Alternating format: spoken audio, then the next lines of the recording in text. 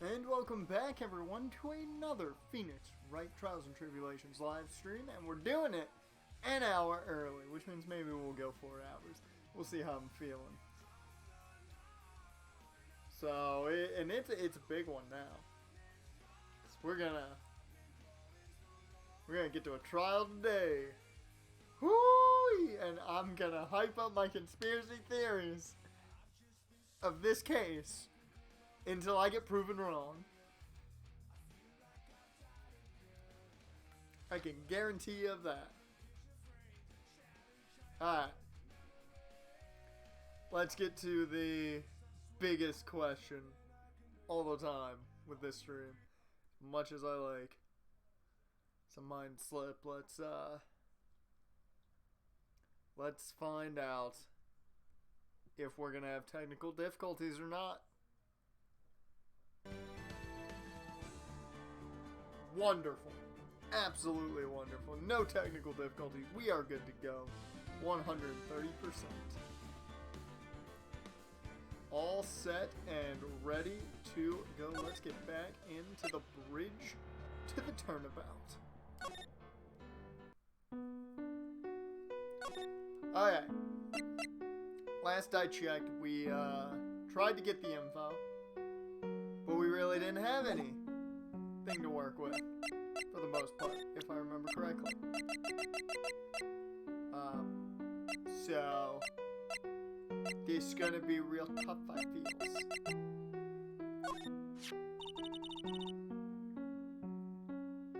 I don't think I asked you about this, Iris, so we're gonna, if that is your real name.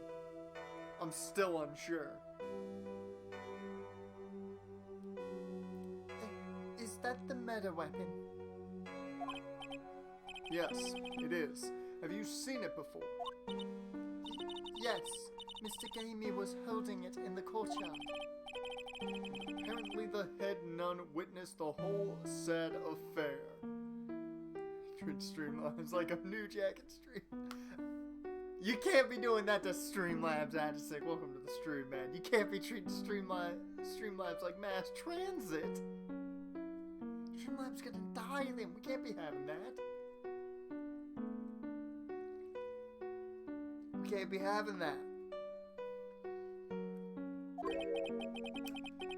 She saw you stabbing Miss Elise Dunim with this very sword last night.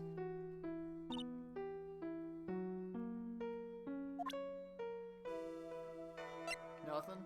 No more info? Not a little bit? It's okay. It's just Streamlabs. No, it's not okay. I need it.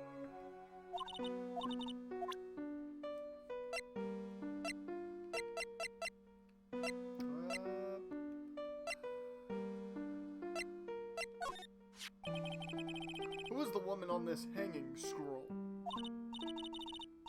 Well, I don't know the details, but we gonna get some info? I've heard she's the master of the Karain channeling technique. Master? Yes, Mystic Maya. She was a great spirit medium. That's what I heard. I also heard that she went missing over 15 years ago.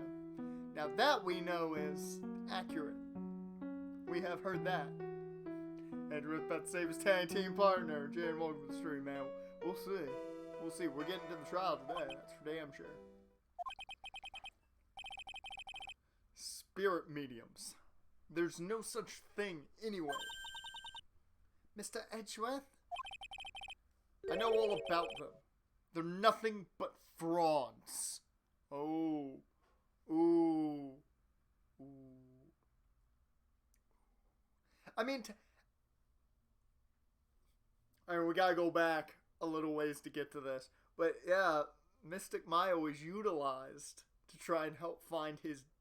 to try and help in that case that I believe his dad was part of. And then, of course, it didn't work out. And we all remember what happened. He certainly said an F word. She doesn't know anything about it, of course. Wait, the USFL's returning? What? No. No. Okay, to Twitter I go. What? No. No.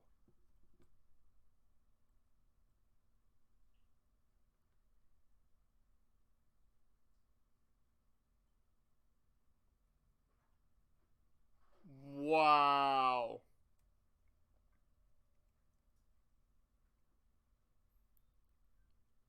Wow.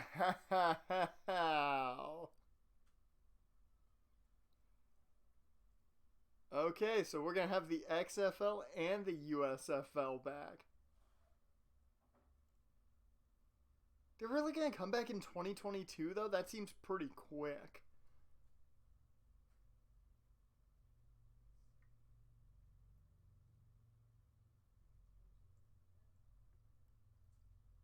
That seems pretty quick to come back, though. Oh, Lord. Oh, Lord. Oh, we'll see how they play out. There was a time 17 years ago when I met the Master myself.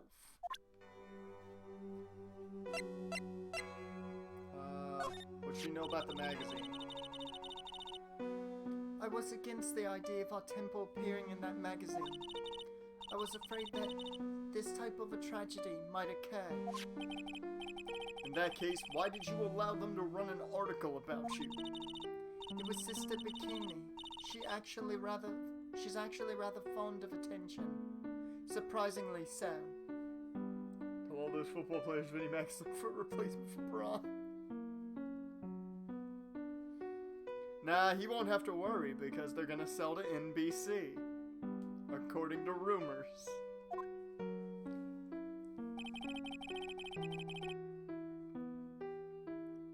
She certainly does look rather happy in this photo.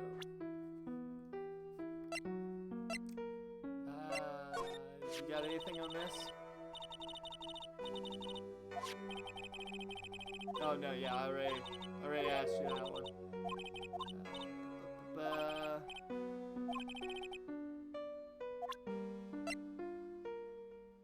Do you know anything about the weather? Yeah, I saw Mick was talking about Braun to AEW. I will say, did you see the tweet John Silver sent out? Because I guess people were talking about like Alistair coming in as the new leader of the Dark Order or something. And John Silver tweeted out they don't want or need a new leader because they already have the best. I'm like, oh, that's not only accurate but nice.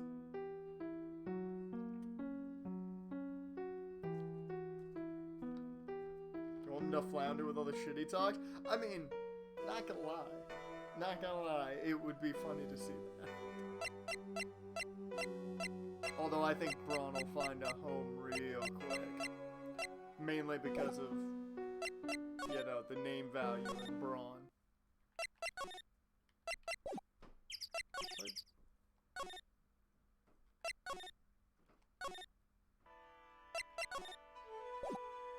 What haven't I touched on? What haven't I found? I'm about to see. Okay, well, never mind. You don't got shit. Got it.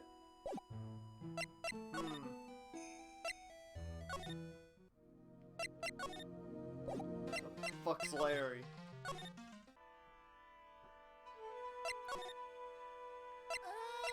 I don't know. Well, he'd be interesting in New Japan. That's the way I look at it. I don't know if he'd be huge money. I think the guy who's huge money in New Japan is Buddy Murphy. Buddy Murphy would take over New Japan. But, Braun be interesting to see in New Japan, to see how they would book him. Or legitimately, what do I need to do? I feel like I've touched on everything. Unless I need to show somebody something. What haven't I showed you? What's this? Huh? Ah, well, look what you found. That's the master of the Curain channeling technique, Mystic Misty Fae. Fae? It's been nearly 20 years since Mystic Misty's disappeared. Apparently she intended to pass on to the master title to her daughter. Who is this daughter? Well, I myself am part of a branch family of the Fae clan. Who ain't related to the Faes? What the fuck? Who ain't related to the Faes at this point? Murphy would kill in New Japan. There's a fan booking and New Japan calling Murphy Kenny Omega. Yeah. Yeah, I saw that.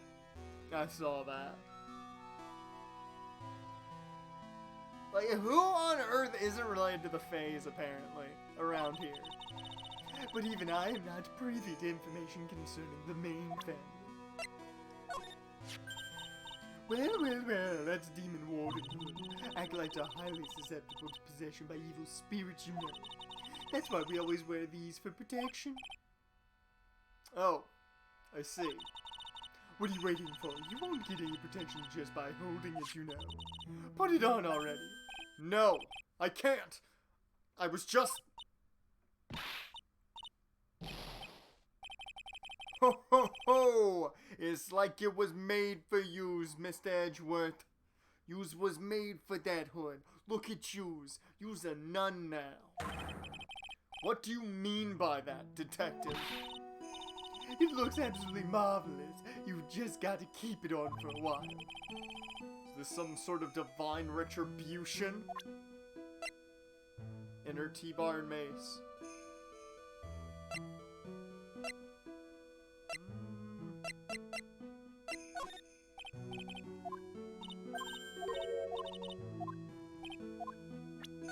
Whoops.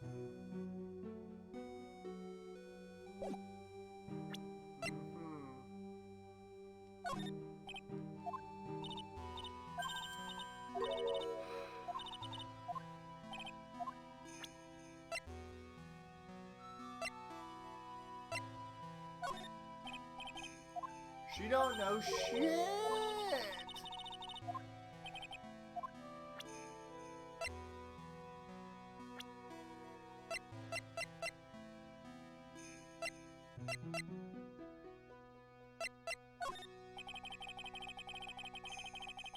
You said you went with Maya to the training hall in the inner temple last night. Did you happen to see Iris while you were there? Of course I saw her. I told her to meet us after ringing the 10 o'clock bell for lights out. So you're saying that Iris came to the inner temple then? Of course she did. Iris has always been a good obedience girl. After that, I had Iris help Mystic Maya begin her training.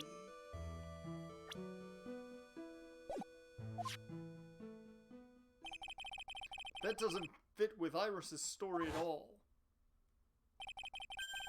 She said that she never went to the inner temple. Once again, conspiracy theory. Evil twins! As they say, the plot thickens.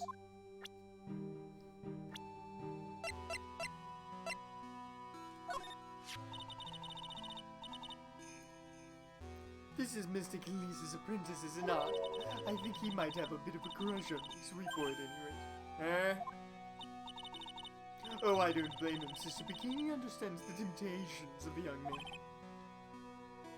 Sure. But I'm afraid it wouldn't be proper to abuse my position. I am head nun after all. But in return I did allow him to draw a portrait of me. Praise was a pose that maintains your modesty for everyone's sake. What do you know about one Phoenix Wright?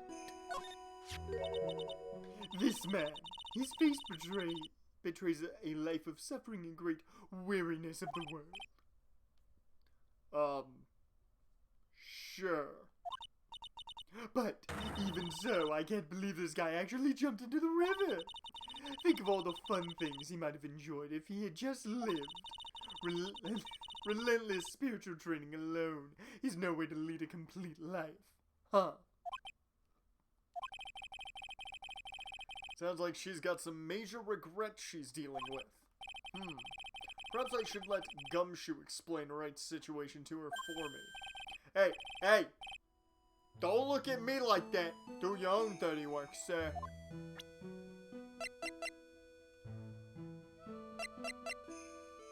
What do you know about Godot? You know nothing, okay? Just like all of us. You know nothing.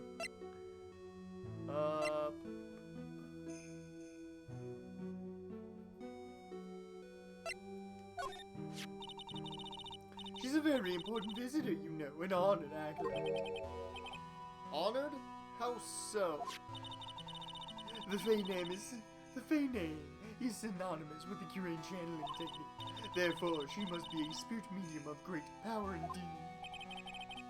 Now that you mention it, 1 year ago, there was a case of that was about to master the Curain channeling technique. Detective, I detest talk of spiritual drivel. I suppose now you'll say she has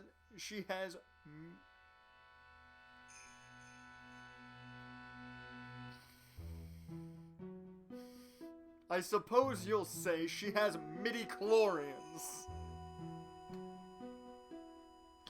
Fucking Star Wars reference in this part! Yes!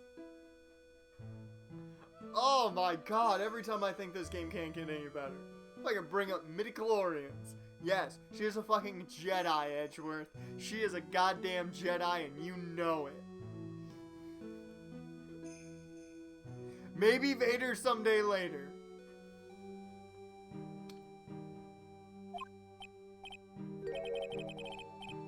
Ho ho ho, she gives you the creeps. Heh, Mr. Edgeworth.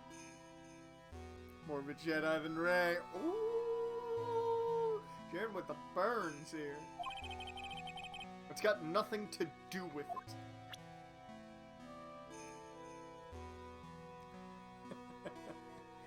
Oh, I fucking love that. Next thing you'll tell me she has midi-chlorians. Can we just point out, though, that the fact that he said that means that Edgeworth watches Star Wars. Oh, this poor girl. Where could she have gone? Well, we checked out her home and she's not there. And she's nowhere in the vicinity of the temple either. Which means there's only a few other possibilities as to where she could be. Do you think maybe she fell off the bridge and was carried downstream? Why do you have to be such a pessimist, detective?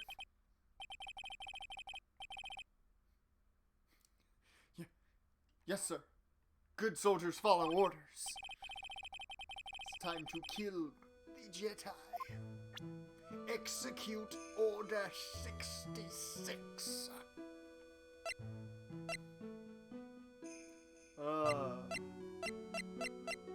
Who thought this game would bring up fucking Star Wars? I love it. That's one of the Fey clan's very own Magatamas. That's a priceless treasure you've got there. Whoa. Wow! I'm impressed, sir. You never fail to surprise me. Yes, you don't look it, but now I can see you're a real fan of the occult. Excuse me? Oh, of course this piece couldn't possibly be real, but to have such a nice replica. Yeah, replica. That's what it is. It's a replica. Ixnay on the real Agatamame.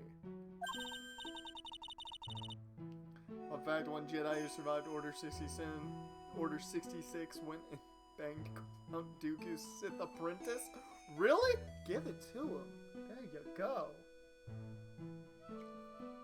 That's how you get vengeance. That's how you take vengeance. Who really won? Who really won? Clearly you are a big fan of the Korean tradition. Wow, I'm impressed, sir. You never fail to surprise me. Should have known better than to show this thing around.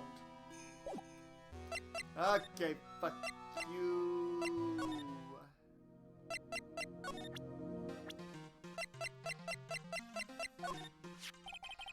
What about Pearl?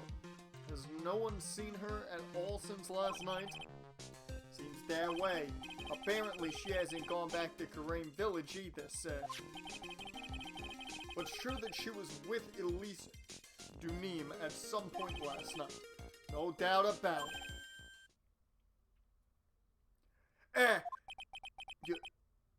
You mean that maybe whoever killed Miss Dunim also... Don't jump to any crazy conclusions. Ouch!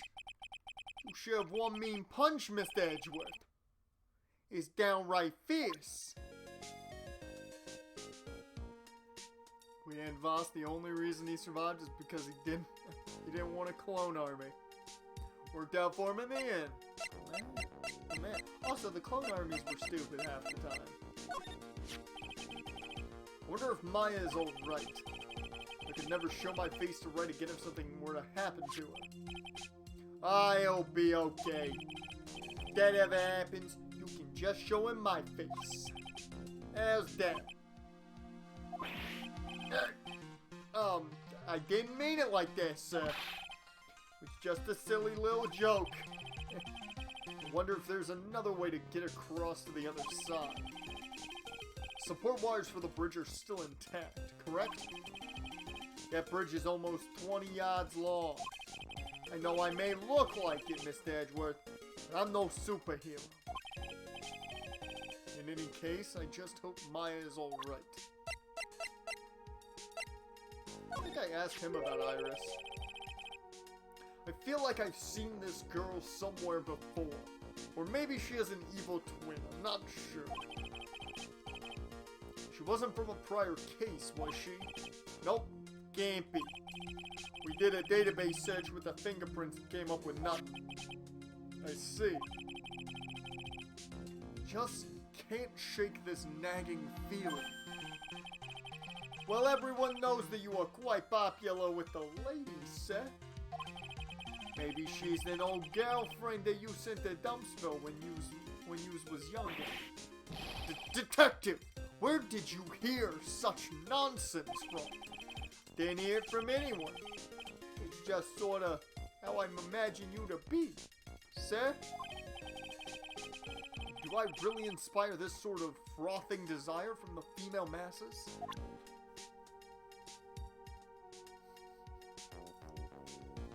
Edgeworth be fucking, huh? Edgeworth be getting it. What do we know about Larry?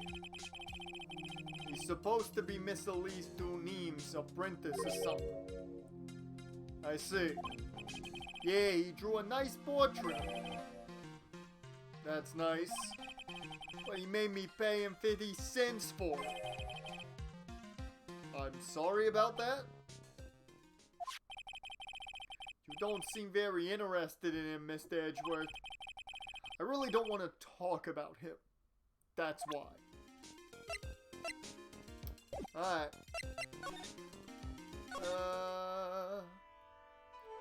Wait a minute. Go back here for a second. Can I look at everything?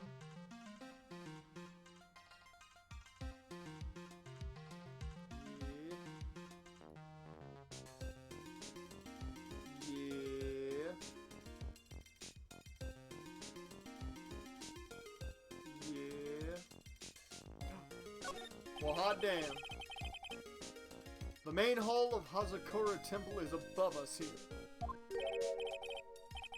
Yeah, I saw Dan Campbell had the race helmet on because he's gonna be the Grand Master in the Detroit Grand Prix. I saw that. I was like, yeah, good on you, Dan. Good on you. Hey, he was right. But I'm pretty sure the main hall didn't have a second floor. Hazakura Temple was built on a steep part of the mountain. The front and back of the main hall are on 2 different levels. Can he confirm he's still in talks with Todd Gurley? Yes! That makes me happy. Oh, that makes sense. Wouldn't it be easier just to build the place slanted, sir? I fail to see how he can consider that to be even a remotely good idea. So does that mean we can go to like some 2nd floor now?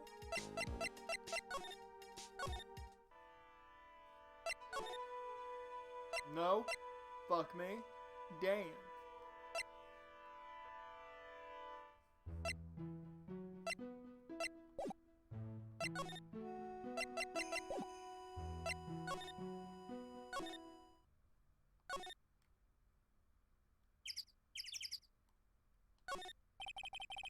The gate looks quite old, strong enough to resist the weight of time. That's the Mr. Edgeworth I know. You got a real flair for words, sir. I have always appreciated this kind of old, timeless elegance. That's exactly how I feel too. Take this coat, for example. Like a fine wine, it gets better with age. I mean, I might be in the minority here, but who doesn't love a nice trench coat? I'm just saying.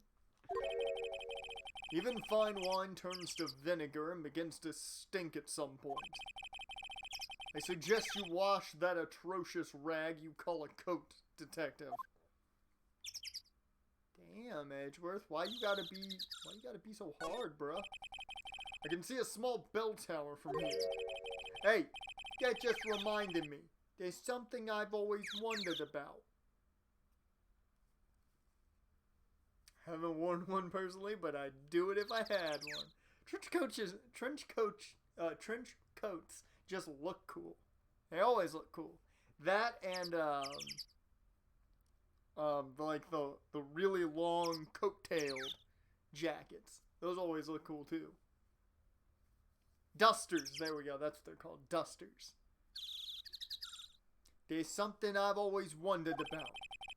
Something tells me he's going to tell me what's on his mind, whether I like it or not. We call a person who tells a lie a liar, right? So why don't we call a person who rings a bell a beller? Or truer for a guy who tells the truth. I ain't calling you a truther. Oh man, I'm not gonna get any sleep tonight. I had no idea he was such a deep thinker. Shocked the bell didn't become, like, evidence.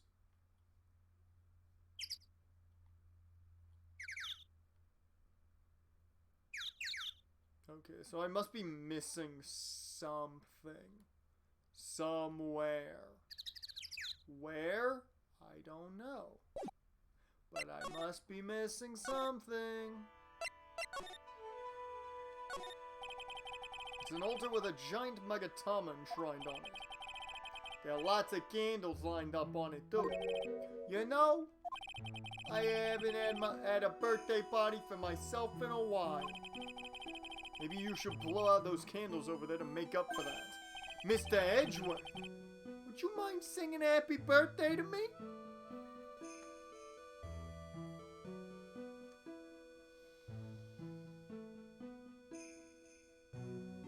Oh, Gumshoe. Gumshoe, Gumshoe, Gumshoe. Stop that! Cut that out! Please don't blow out the altar candles! I don't know what your problem is. Oh, I didn't even look at anything in here. Yeah, I didn't look at anything in here. No wonder I didn't have anything yet. I didn't look at anything in this room. Watch a clip where one of those port cranes fell on top of a bunch of containers. Dear Lord! Hopefully nobody got hurt. There are more Inza cushions in the corner of the room. What's this white piece of paper sticking out from under the stack?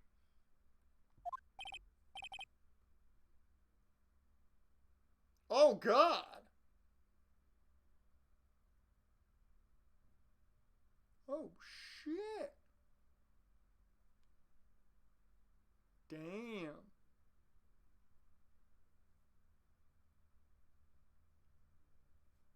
Damn. That wasn't pretty. That was not pretty to watch. Beats me. Beats me, man. Would you mind checking that for me, Detective Gumshoe? Oh, Lord. Well, that area's gonna be closed for a while. Ain't it, though? Ain't it? Yeah. Yes, sir. What we got? Here you are, Mr. Edgeworth. Looks like an old manila envelope. Yeah! What is it, Detective? This could be it. An ultra important clue. Hey! Hyperion, aka Hyperion.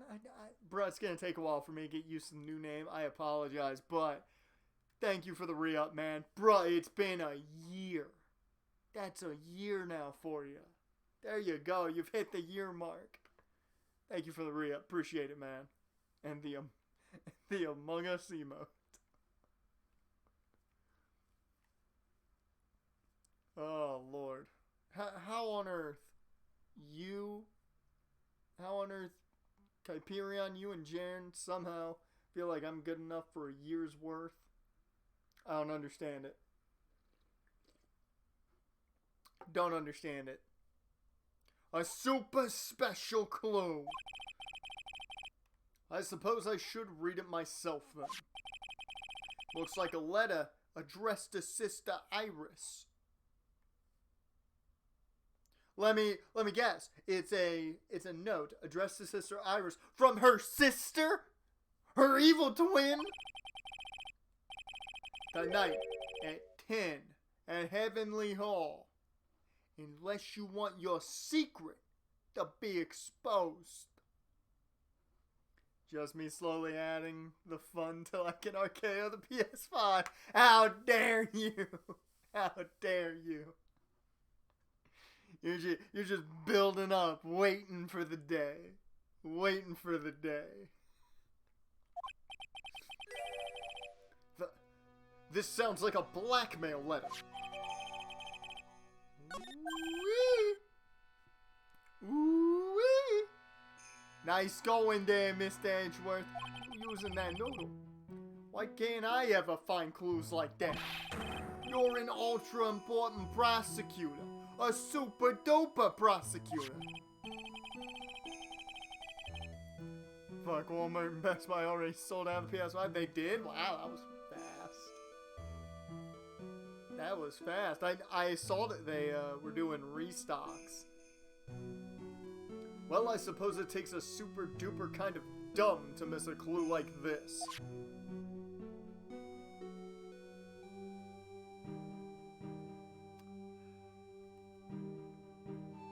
Don't even have PS4 controllers anymore, do they? Do they still sell PS4 controllers? I would assume they would. There's flowing script written elsewhere on the walls. Man, I bet you'd have awful nightmares if you tried to sleep in here. This is our main hall, so it's protected by a variety of magical spells and charms. They're all designed to prevent evil forces from entering. So if I slept here, the Oogie Woogie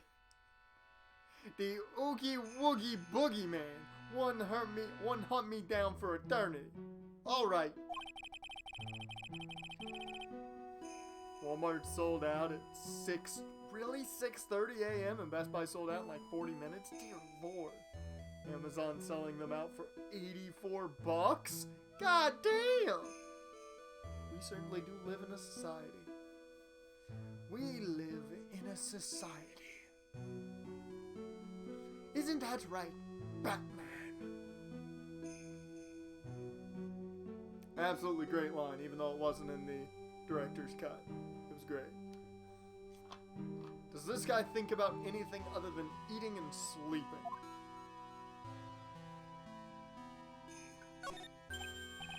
Oh, it's a warmed cat box. Where are the cats? It's called a hibachi. It's for heating the room. Oh, look at all these ancient straw frisbees. Those are a type of zabuton.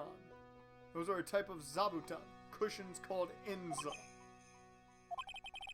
Why are you giving me such a hard time? Huh, Mr. Edgeworth? Why? Why you do this? Because learning something new might actually be a good thing for you, detective. Damn! Edgeworth going in hard. Okay. Do you know anything about this old crumpled up letter? Is that addressed to Iris? Yup, it clearly says to Iris on it. I can't believe it. That girl doesn't have any secrets from me.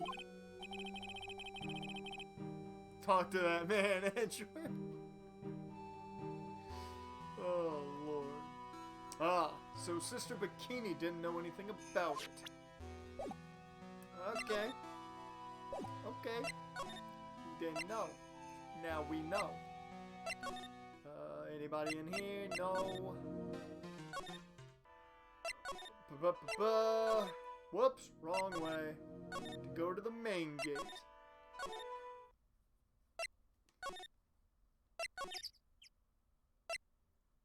And I don't think anybody else is around. Hey, Iris, I got a question. What the fuck's this? I'm stuck. I got like 4 different conspiracies involving with you. I'm just saying, you gotta give me some answers here. I need to know which theory's correct. This letter, it appears to be addressed to you. That look. I think it's someone's idea of a joke, Mr. Edgeworth. That's why I threw it away. She's not giving me a straight answer for some reason. I'm going to have to find someone else who can give me more information about this. Who the fuck am I gonna find?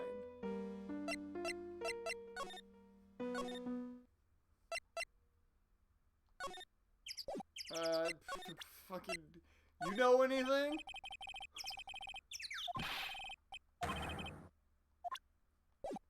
Okay, Gumshoe knows nothing. Gumshoe knows nothing. So reportedly, Andrade was making 3 mil to sit in catering, and Braun was making 2 mil and was a semi-main eventer. Yep. Some letters are wildly engraved into a roughly cut folder. Dusky Bridge. Certainly is an appropriate name. You'll need to get some glasses, Mr. Edgeworth. That sign says Dusty Bridge. I can see how you read it wrong, though, sir. You're the one who needs glasses, detective. Try reading it one more time. You're right! It's Dusky Bridge, after all! I guess whoever wrote this made a mistake.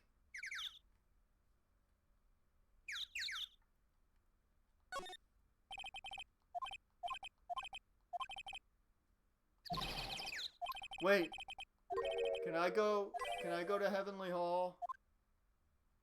Can I go to Heavenly Hall? I need to go there. It's on the letter. It's on the letter.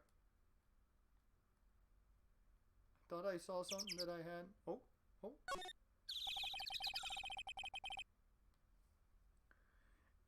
It looks like a pretty good distance to that far cliff. Yeah, it's gotta be around 100 yards or so. Detective, it's not even close to 100 yards. Well, gotta admit I'm not very good at judging distances. It's about 20 yards or so, and impossible to cross without a bridge, it seems.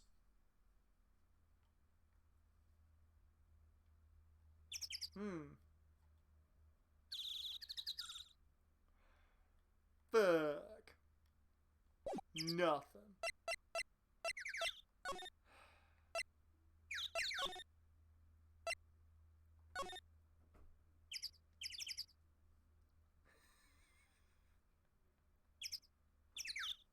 Can't believe Phoenix Alex was caught doing the Dougie off a waterfall.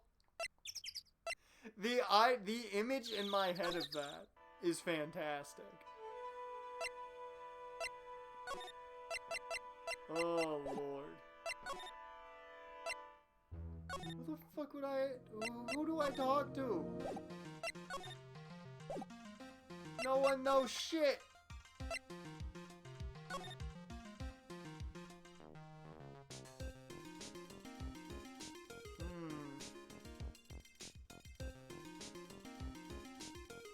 Iris of Hazakura Temple.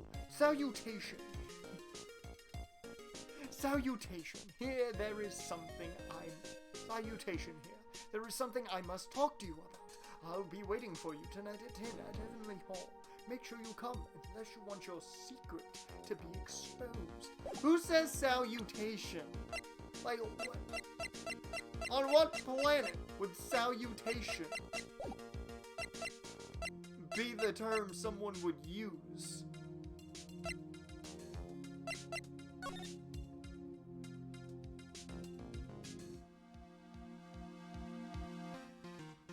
Like, really? Salutation?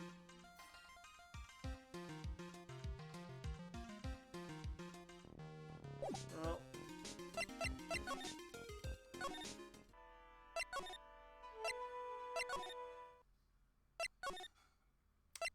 Maybe it's time.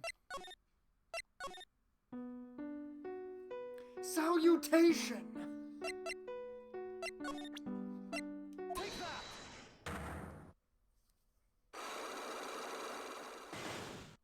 Guy who literally said salutation upon arriving in the chair.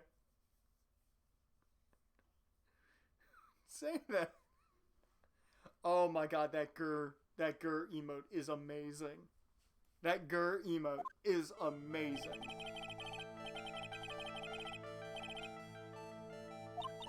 Alright, we've gone over this.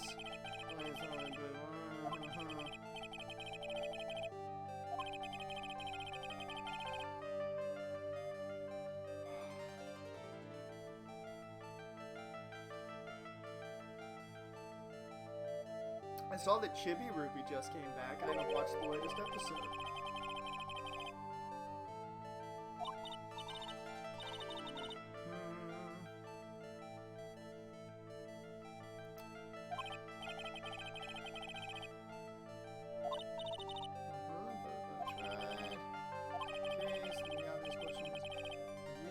What were you so afraid of? Iris, I wonder. Is this what frightened you so much that you couldn't even leave your own room? Take that!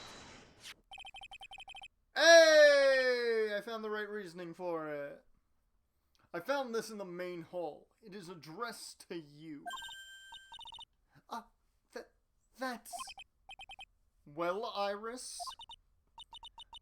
Why are you glaring at me like that? You were scared of the blackmailer who wrote this to you, isn't that correct? She odd. Was it the evidence or the power of my glare that broke that lock? The power of the Edgeworth glare. It can do many a thing. Oh well, I don't suppose it matters either way. But Mr. Edgeworth. Yes? I thought that letter was just someone playing a prank on me. A prank? Well, yes. After all, even if I did have a secret, there's no one to tell it to that would cause me any grief. I wonder about that. Sister Bikini is like a mother to me. I would never hide anything from her. No. You may not have anything to hide under normal circumstances. However, last night was different. Unfortunately, I don't know the exact nature of your secret yet. However, whatever it is, there's one person you didn't want your secret told to.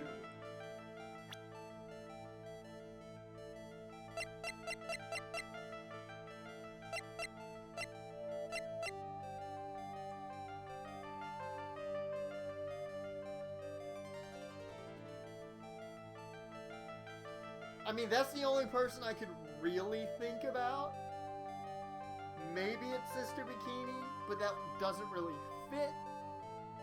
I'm gonna go with my boy Phoenix. Phoenix Wright. You mean something to Wright, it seems. And I can tell he holds a special place in your heart as well.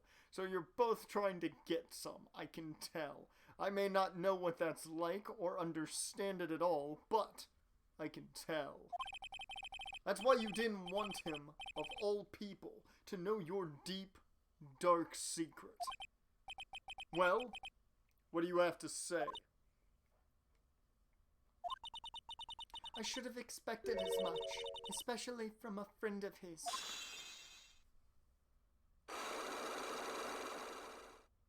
All I needed was a note. After dinner, this letter was waiting for me in my room. As I said, I was frightened by it.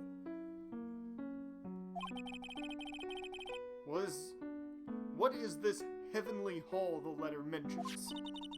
It's a small mountain shack at the base of Dusky Bridge. A small shack, huh? It's more like a broken down shack that no one would ever want to go near. Where is it on this map? I'm going to go there and I'm going to bust the door down. Legitimately by just throwing my shoulder into it, probably. It's around here. To get there, you must follow a small path down from Dusky Bridge. The reality is, to get to the inner temple, I had no choice but to cross that bridge. But the thought that such a terrible criminal could be lurking at Heavenly Hall. Yeah, sounds like hell, don't it? Ha ha! It's not that funny.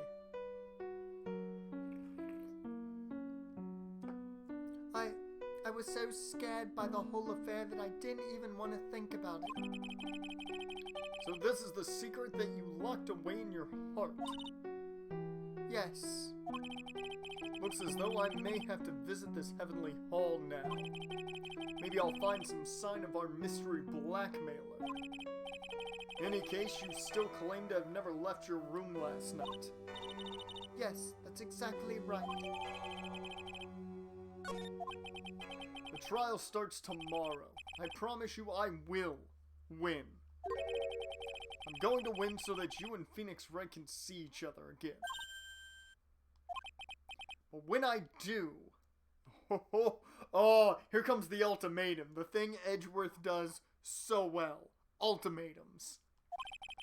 You must promise me that you will tell him your secret. The fact that you're evil! But it's pointless. Why would you say that? Because I may know who Phoenix Wright is, but he has no idea who I am.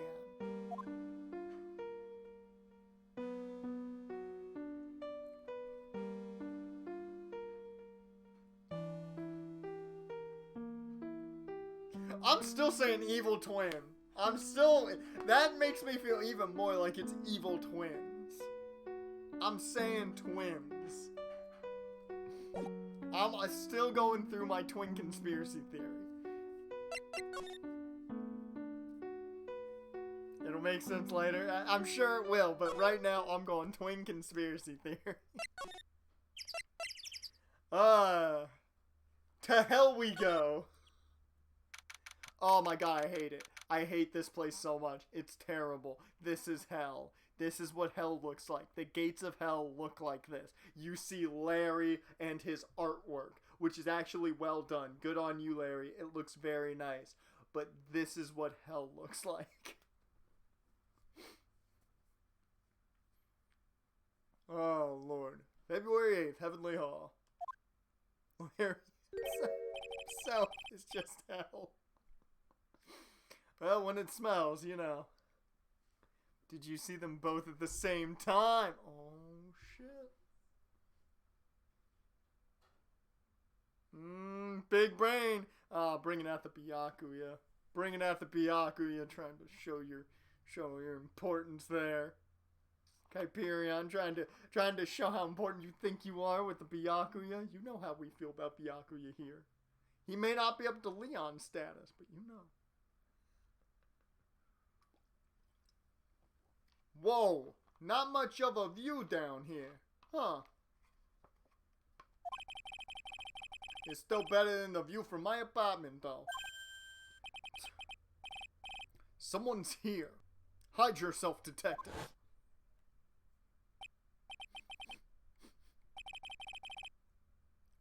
Yep, it smelled. It smelled. I thought it was the butts. Lyco! Why? Why? Why? Like, why does this always happen, man? Like, whenever I find a girl I like, they always run away. I, like, even chased one of them to Japan. Next, it's gonna be prison, I guess. I'll steal that detective's wallet, man. That'll get me locked up for sure. Like, nah. I can't do that to someone who looks like he's down on his luck, man.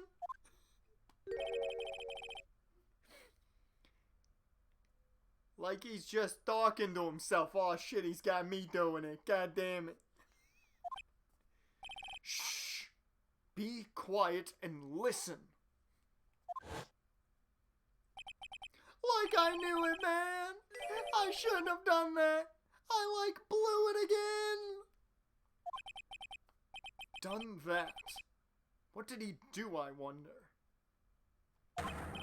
Hey, you! About what you just said. I got an objection.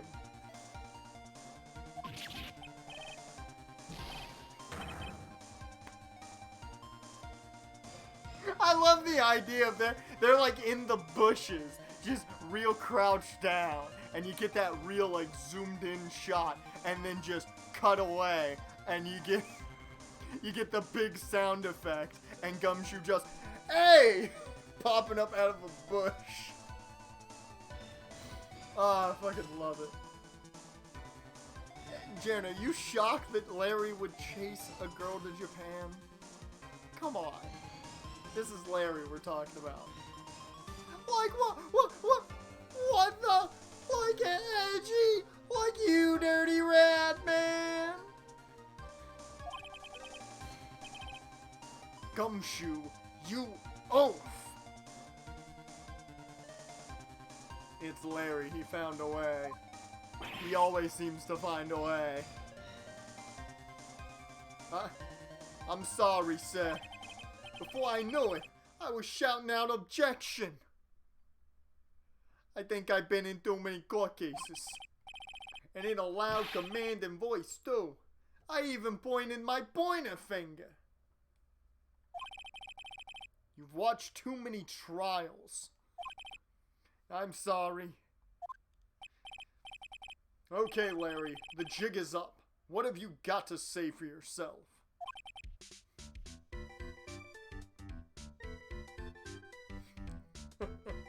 More content than watching 95% of my anime girl army time.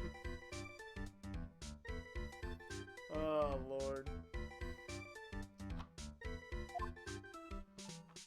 Alright, Larry, spill them beans.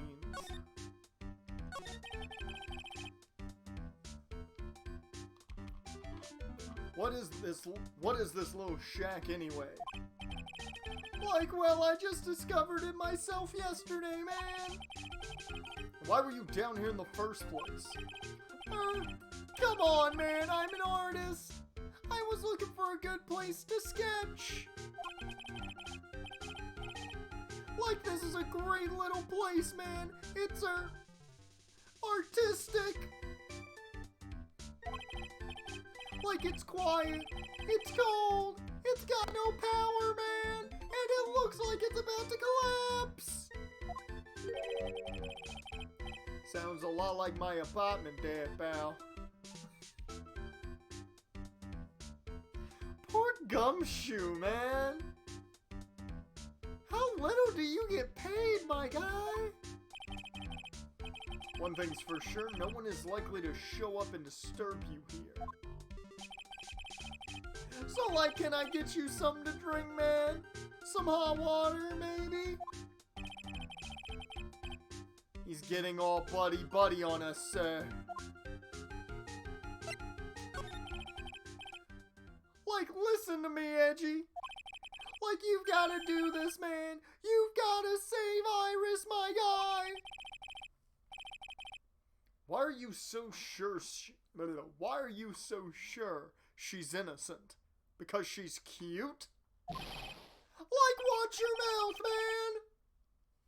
Anyway, I've made up my mind about it.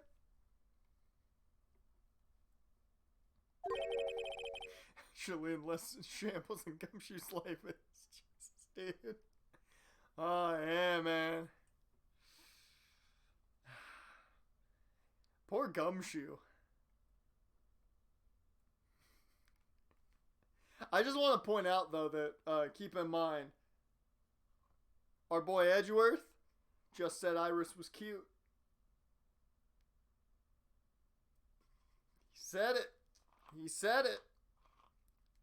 Like I'm going to marry that girl, man. Who wants to tell him? Because I'll do it.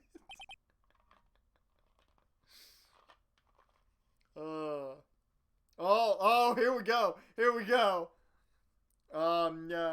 Yeah. About that.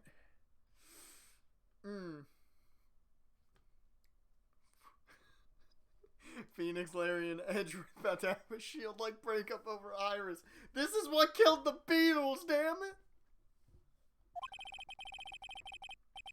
Mr. Edgeworth is pretending he didn't hear you, so, I'm gonna ask for him. Have you already asked this girl to marry you? Like, no, not yet, man. But I can tell how she feels by the look in her eyes.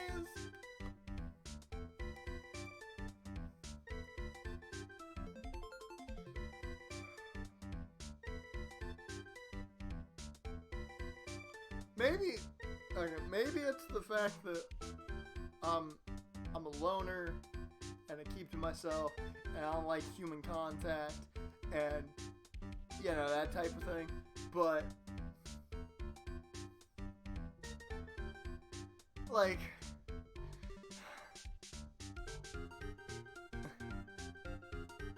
anybody want to tell me what's wrong with this statement? I'm sorry, Larry, but I think even Joe Goldberg from You isn't as weird as you are. And that dude's a stalker creep who does things for the right reason. He murders people for the right reasons sometimes. No, all the time. He's good guy Joe. But I'm just saying, like, bruh,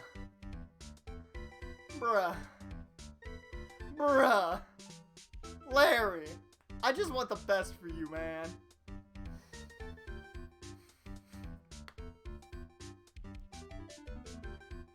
I'm not gonna lie, I feel bad for her. I really do. Like, she's got this. Oh, God. I sucked in too much air. Excuse me. Whew. Like, she's got this, I really want this man to carry me over the threshold look, man. Haven't you seen it, Edgy? You know. Like, I'm sure Nick would be surprised, man. He'd never imagine that I could marry such a beautiful girl like that. Something tells me he would be shocked. Indeed. Larry would enter a Danganronpa killing game just for a girl. He'd enter the Danganronpa killing game to see the girls. He would have no idea what he's getting himself into. But the fact that there are females there is the reason he's there. Like, that's why I didn't want her to do anything dangerous, man.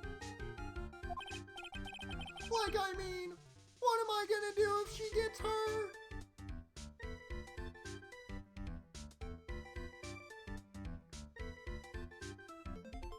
But fact, in case you were wondering, on the water, the tab here says hi. So, yeah. Like, hey, Phoenix, man, there's this goth-elite chick named Celeste, man, and I think I got a shot. Like, what do you think, man? Like, check her out.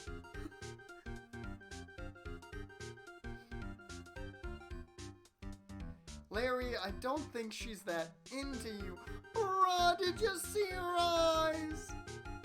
They were screaming for me, man. Like, damn.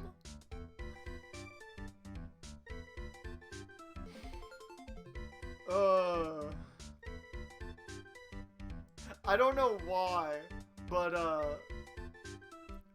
whose theme was it? It was either Tori Wilson or Maria's theme. I think it was Maria's theme. Maria's old theme.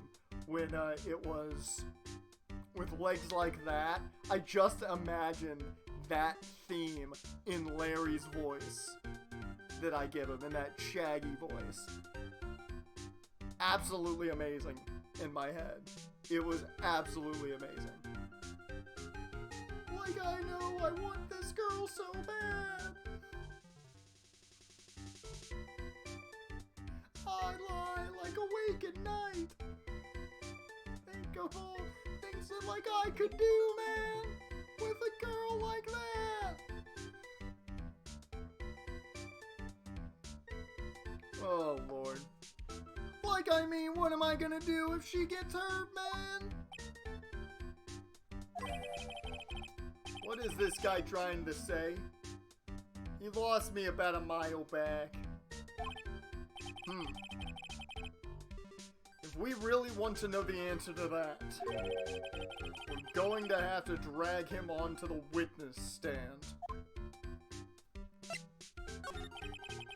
Come to think of it, you still haven't answered my question. Where were you and what were you doing last night? Like, oh man! Don't you have anything else to talk about? Like, what's with that kind of attitude? You'll never be a ladies' man like me, Edgeworth! I mean, according to Gumshoe, Larry, our boy Edgy gets, you know, he gets it. Like, okay, like, chill out with those scary eyes, man. I got it. If you, like, really want to know, last night, man, I saw something incredible, man. Something incredible. Oh, god damn it. Fucking 3 locks? Like, yeah. But let's not talk about that now, man. Let's talk about the good old days. Like, what do you say, Edgy? Like, come on, man. I'll pour you a nice cup of hot water. Why hasn't he realized that I absolutely despise talking about the good old days, especially with him? God. Fucking Larry. These go all the way back to Dusty Bridge. It's a pretty long but easy walk. I fell down 4 times on my way down here, sir. Like, oh, sorry about that, detective. I ate 4 bananas and tossed their peels on the stairs on my way down here. What? So that's what I was slipping on? Like, be careful on the way back, man. Those deadly banana peels are still out there, and they're hungry. That's a real important piece of information right there, Mr. Edgeworth.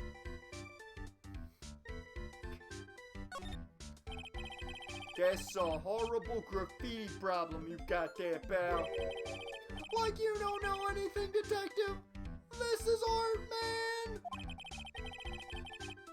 Like it's an expression of my bittersweet love for Iris. Larry, do you know what the difference between graffiti and true art is? Like it's how the artist himself defines it, right? I should have seen that one coming. Well, if that's the case, then all of my lunchboxes are masterpieces too, pal.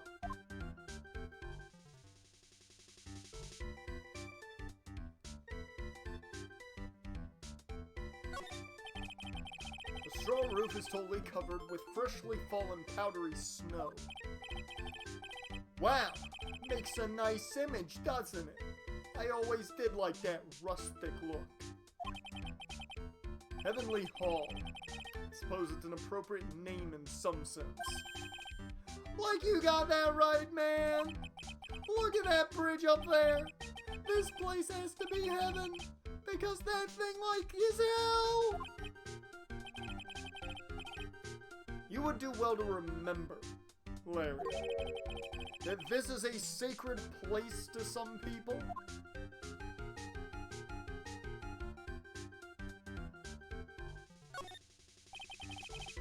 This is the Eagle River, sir. It runs pretty fast, so it doesn't ice over, even in the winter. If it had iced over, Wright would have been in some serious trouble. You're right about that. He would have landed on the ice and slid downstream to who knows where. Not exactly what I meant, but alright.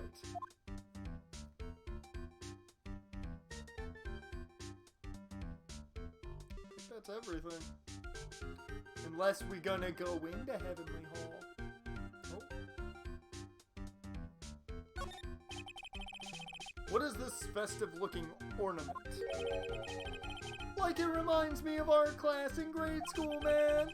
We used to have a lot of fun decorating the classroom with origami. Remember? Well, like, oh yeah, you were never any good at it. Really? Yeah, this guy was so bad, man. He couldn't even fold a dollar, let alone a crane, man. Like everyone tried to confront him, or everyone tried to comfort him, but he would just sit there, sobbing. Really? I would never have Be quiet already. I'll never forget the shame of that day.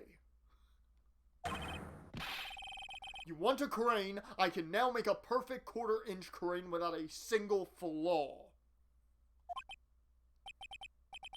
Like you know, Edgy. Nothing for nothing, man, but a quarter-inch crane without a single flaw is not easy, man. Yeah, that's quite a feat, Prosecutor Edgeworth.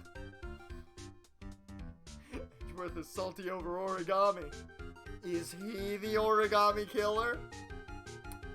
I mean, I only got one thing to say about that. Jason! Jason! Jason! Jason!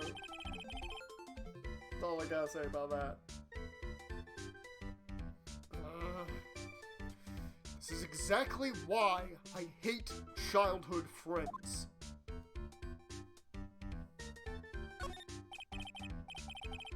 It's a little far, but I have a pretty clear view of Dusky Bridge from here. Oh man, I still can't believe it! Really? What is it, Larry? Like, huh? Nothing. Like it's nothing, man. Sounds pretty suspicious to me, and I know suspicious because I'm a detective. Something about that statement smells. And you know what they say. If it smells, finish the line.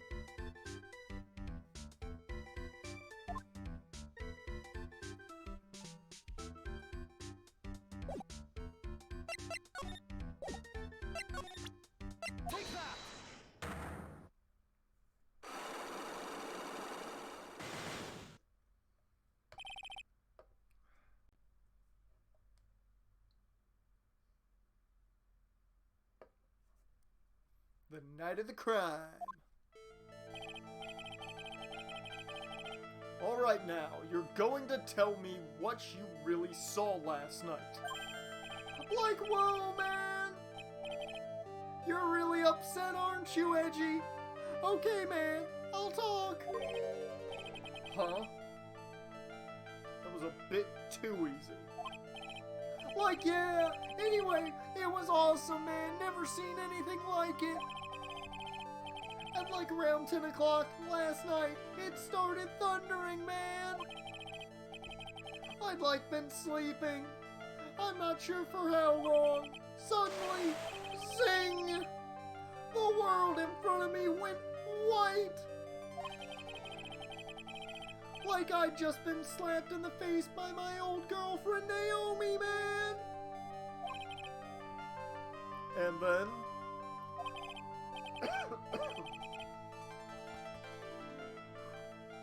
Larry, your voice kills me to some degree.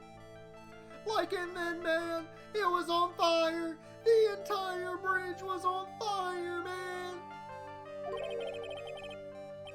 Dusky Bridge caught on fire.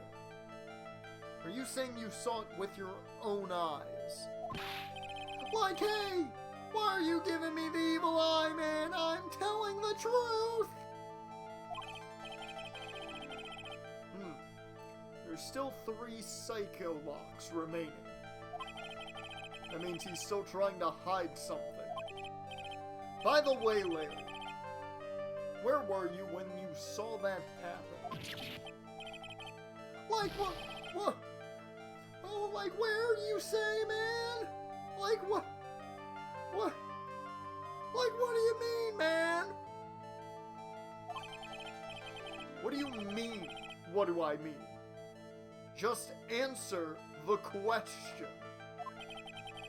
Like, I was in my own room, man, by the main hall.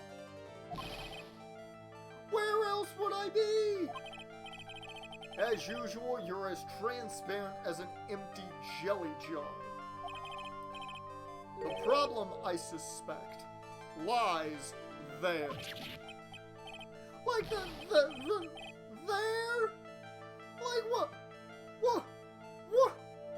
What do you mean there, man?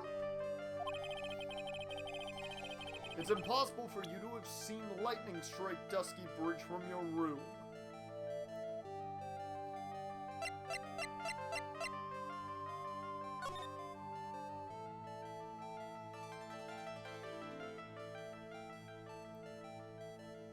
Ugh.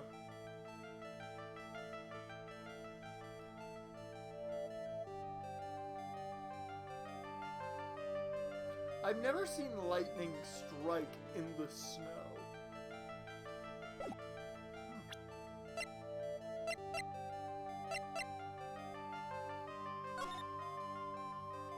Yeah, it would have been legitimately impossible for him to have seen that.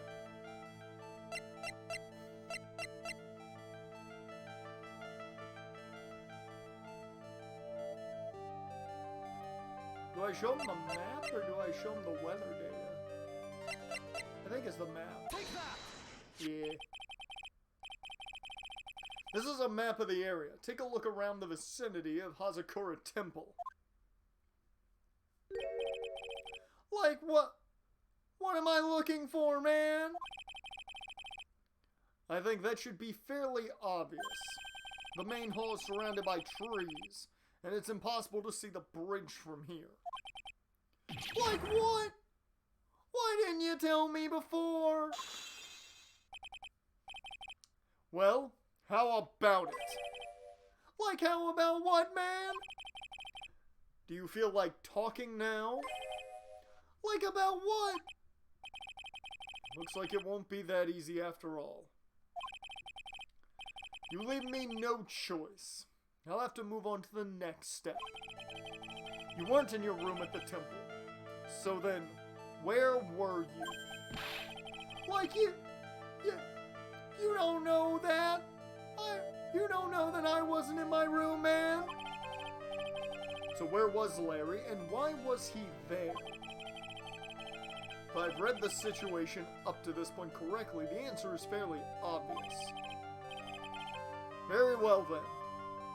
Let's test my theory. The place you witnessed lightning strike Dusky Bridge was from here. Take that! The place you saw the lightning strike from was naturally Heavenly Hall. Like what? Why would I be hanging out in this old shack, man? Like it's freezing cold, there's no electricity, and it could fall apart at any minute, man. Larry, how do you know that anyway? How do you know there's no electricity? After all, it's not that dark yet. Like oh man! Scooby-Doo, where are you? In other words, you have just provided evidence to prove my theory. My theory that you've at least once in your life visited Heavenly Hall after sunset. Like I have to admit I'm impressed, Edgy. You're in a totally different league from Nick, man. That's nice. Now tell me, what were you doing at this cold little shack last night? Like that's what you might call a fair decor.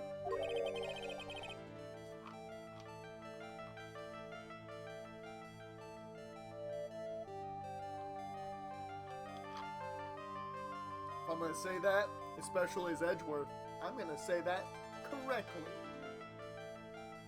Eagles just gave Devonta Smith $20 million guaranteed. Woo!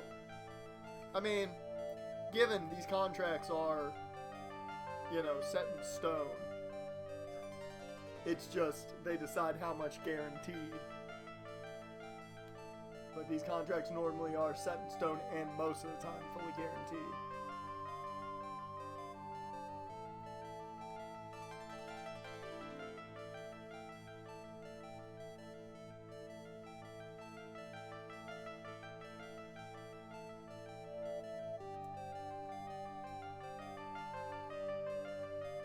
Let's hear it. I think you mean affaire de cure. Yeah, I got that right. Heart affair. That's what it translates to. I think you mean heart affair. De cure. De cure. De cure. Dear Lord, the Dodgers murdered the Cardinals.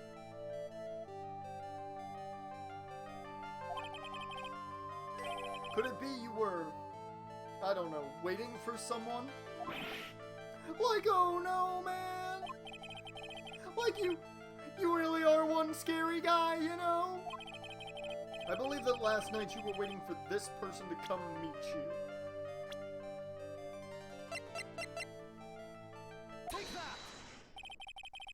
There's only one person you'd wait for in a horrible place like this, Larry. Like I told you before, man, don't call me Larry. The person you were waiting for was Iris. Oh, suddenly, man, I feel cold all over, Edgy. No doubt because of my chilly glare. Like, so you think I got the hots for Sister Iris, huh?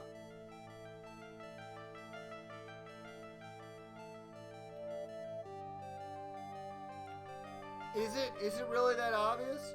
Is it that obvious that he's got the hots for Iris? Is it that obvious? I feel like it should. Is it really that obvious? Is it really that obvious? Like, do you have some kind of evidence, man? Like you got something that proves I was waiting for? Or are you just guessing, man?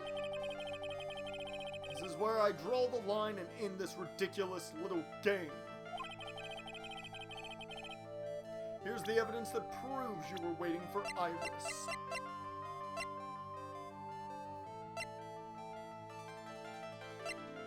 Take that! Here's your evidence. You called her to this spot with a pathetic blackmail letter. Let go! Hey! Give me that back, man! You're embarrassing me! Like, what are you doing with that anyway, man? That's not important. I misjudged you, Larry. Like, what do you mean? Taking advantage of a woman's frailty?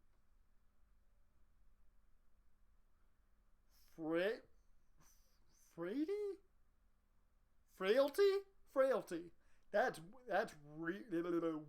weird. That's weird to see that word. Not gonna lie. Taking advantage of a woman's frailty like that. You should be ashamed of yourself. Let go. Oh! First of all, what's this at the top of the letter? It says, salutations here. Who on God's green earth says salutations here? What the fuck were you thinking, Larry?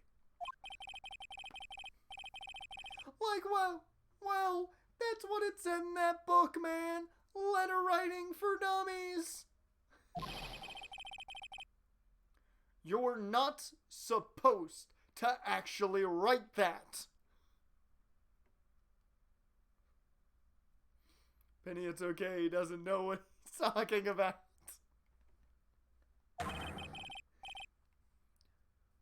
That's where you're supposed to write, Dear Iris. What? I'm like so sorry, man. Like I can't apologize anymore. I didn't mean it.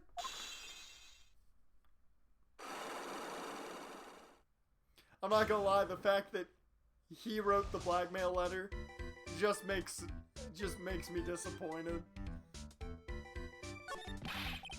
So you were here in Heavenly Hall last night, weren't you, Larry? And you saw the lightning hit Dusky Bridge, didn't you? Like, so sorry, Edgy. Sorry doesn't cut it, you scumbag, threatening a young lady like that.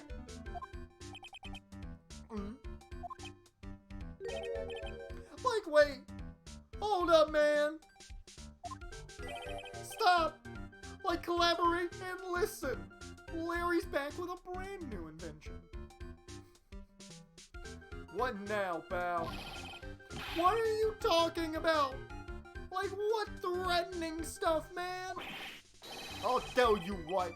You tried to scare Iris by threatening to expose a secret, pal. Like, what do you mean threaten? When did I threaten her, man? Unless you want your secret to be exposed.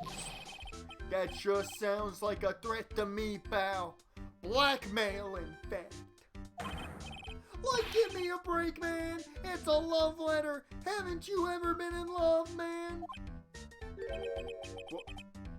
What did you just say? My love for her burns so hotly I can melt all the snow on this mountain, man. What was the thing from Fairly Odd Parents? My love for you burns with the intensity of 1,000 suns. I think that was a line in, like, Fairly Odd Parents at one point. That's Larry. His love for her burns with the white-hot intensity of 1,000 suns. Oh. Then what is this secret you mention? Like, come on, Edgy. Don't you get it, man? I'm talking about the secret love between her and me. Obviously, she wouldn't want old lady Bikini to know about it, right? About our hot and sour bittersweet love affair, man.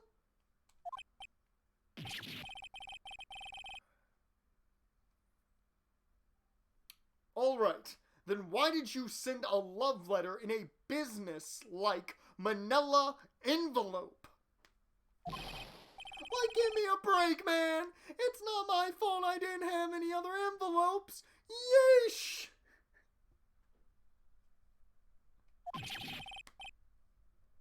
This is like arguing with a wall, and I love it. Then why were you so quick to apologize, pal? It's 'cause Edgy gave me that scary look of his, man. What's wrong, Edgy? Why are you so quiet all of a sudden, man? That's it. That's what all those huge locks were about.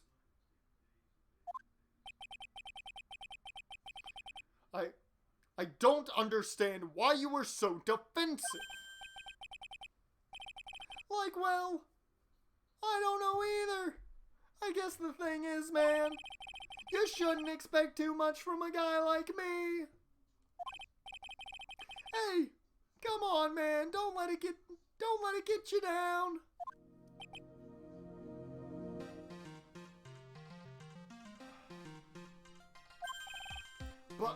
But Mr. Edgeworth, this guy is still hiding something. I know it. What do you mean, detective? Don't forget what this guy said just a minute ago.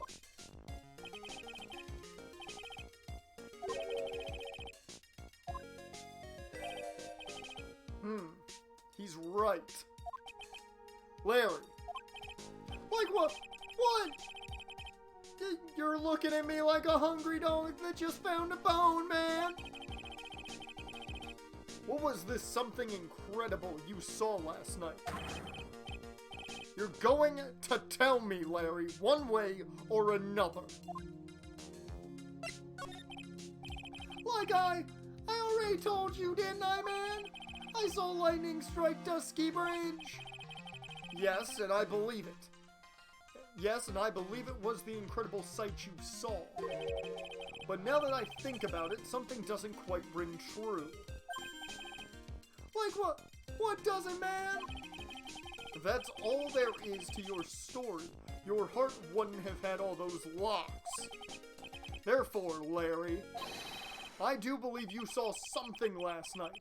Something more incredible than lightning. Like what? What?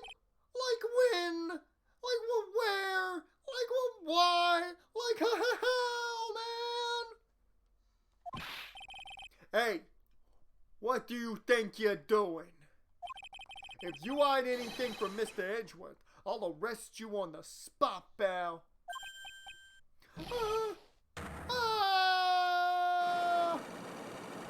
One lock?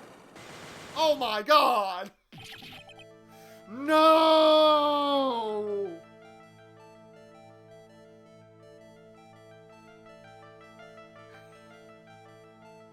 I will say, I've got to say, this is one of my favorite investigation phases ever in this game. This has been so much fucking fun. What's wrong, sir? Does this mean I have to do it all over again? Well, why are you glaring at me like I'm next to being hit by a bolt of lightning, man?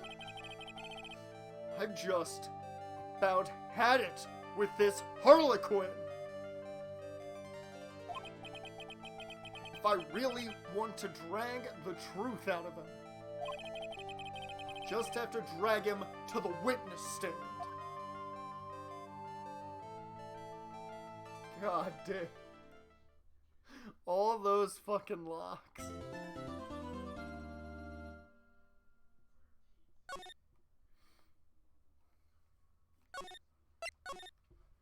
Oh, that was good. That was good shit. Alright.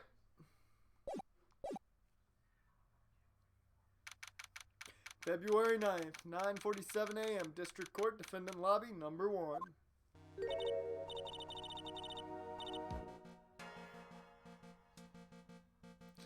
Oh God, he told her. Oh my, Mr. Larice feels that way about me. Apparently, he isn't aware of your real secret at all. Oh, she was blushing.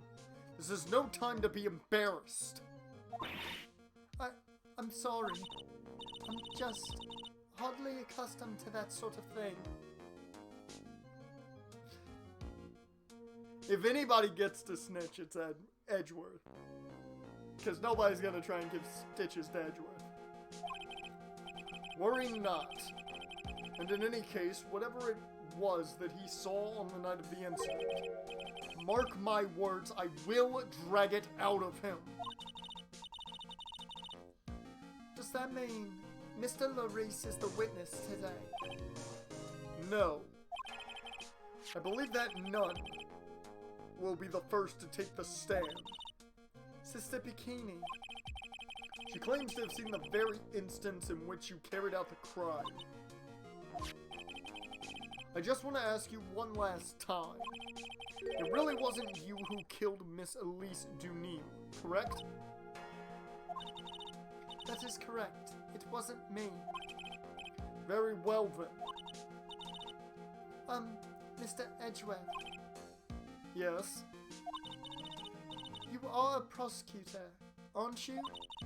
Are you sure about this? If your true identity is revealed. Don't worry, I've made the necessary arrangements. I see. Iris. It is a prosecutor's job to doubt people. But right now, I am a defense attorney. A defense attorney's job is to believe in people and to believe until the bitter end. He just locks on the bitter end. Just drops her with a bitter end. That's what my friend... I can't even say it with a straight face with Edgeworth. That's what my friend told me once. Mr. Edgeworth. I simply ask that you watch and decide for yourself whether or not I am fit to do the task I have been entrusted. Very well, sir. I leave my defense in your capable hands. I haven't practiced a Canadian accent, so I'm fucked.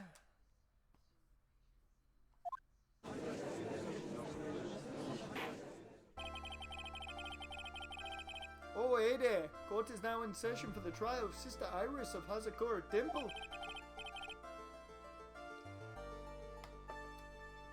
The defense is ready, Your Honor. The defense does indeed appear to be ready. However, the same cannot be said for the prosecution in this case. Indeed. Well, it looks like I win automatically. So she is innocent. Give me the non-guilty verdict right now. Not sure I like such a blatant waste of this court's time. An empty prosecutor's chair can only mean that the prosecutor has no confidence in their ability to prove their case. Would seem this case is already over before it had a chance to begin. Oh shit, is that Godot calling in? Is Godot calling in that he's late? I am ready to announce my verdict at this time. This court finds the defendant. Objection!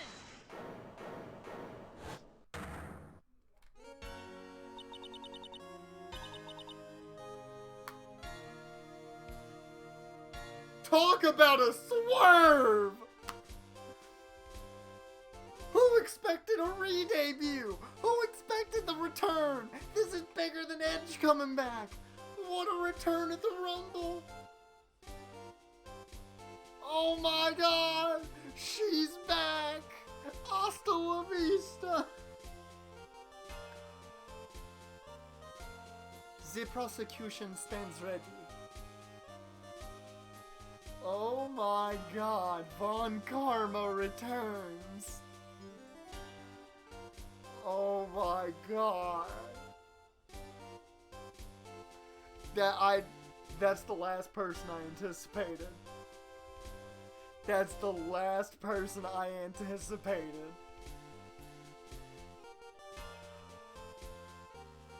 That's amazing. That's amazing. The prosecution stands ready. Oh, hey, and you are Franziska von Karma, prosecuting prodigy. Von Karma, you say? Perchance you wouldn't be of any relation to the legendary prosecutor Manfred von Karma. Legends are a thing. Legends are a thing of the past. I am a von Karma, that is all. Upon a special request, I flew in today for the purpose of prosecuting this case. Oh, you did? Then? You must be quite a big shot, eh? By the way, Mr. Edgeworth? Yes, Your Honor. I'm almost certain that I've seen you somewhere before. Or am I just imagining things?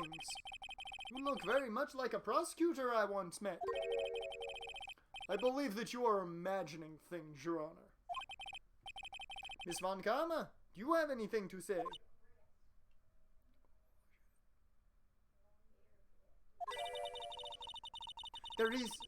There is no such weakling as this man along those of the prosecutor's office. There isn't, I told you, there is no such weakling.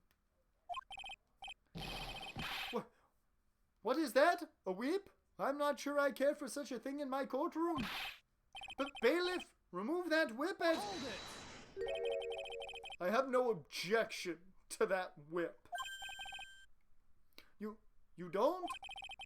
The prosecution can wield a whip or drink 17 cups of coffee. But there is still only one truth. That is what I stand here to prove today.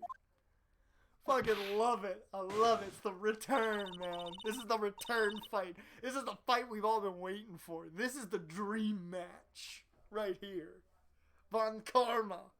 Edgeworth. 1-on-1. The main event. The grandest stage of them all. This promises to be interesting. Miles Edgeworth. I had expected to face Phoenix Wright here today. But looking at you now, maybe this is what I've been waiting for all this time. Miles Edgeworth, I will not allow this chance to crush you slip through my fingers. It's been a while, man. I gotta get used to that accent again. I see you brought your flair for the histrionic?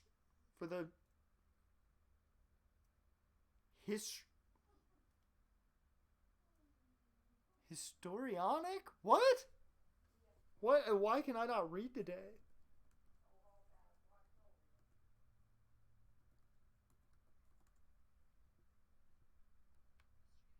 Histrionic. I can't read today. So you brought your flair for the histrionic. Allow me to add to the things I'm not sure about. People acting bizarrely in my court.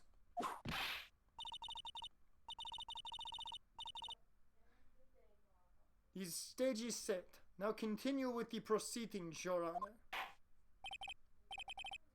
So we've got a pompous American, we've got a Canadian, and we've got a German. This is one hell of a weird courtroom right now. And we've got possibly an evil twin. Very well, Miss Von Karma, please give an outline of this case, with as little whipping as possible. The mother victim is the famed picture book author, Miss Elise Dunin. Her body was found in the Hazakura Temple courtyard. She had been stabbed through the torso by a ceremonial sword from a golden statue. This might as well be a United Nations meeting. Essentially. The sword in this picture is the weapon in question, correct? Very well. The court accepts this photo of the crime scene.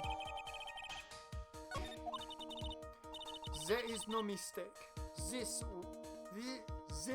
was the doing of Sister Iris.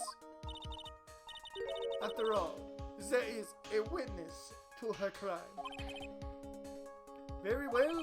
Please bring this witness to the stand. Almost said witness for him. And so it begins. My first and last trial as a defense attorney.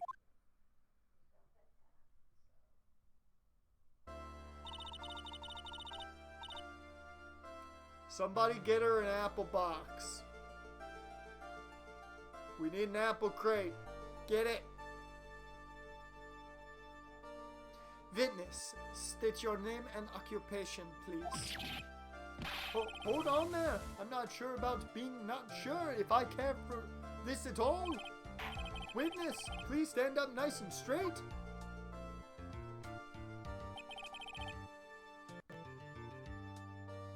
I don't know why I found that funny, but that was hilarious to me. If I recall correctly, there are a few milk crates in the defendant's lobby for our back pain-plagued victims. Bailiff, fetch a crate for this poor lady, please.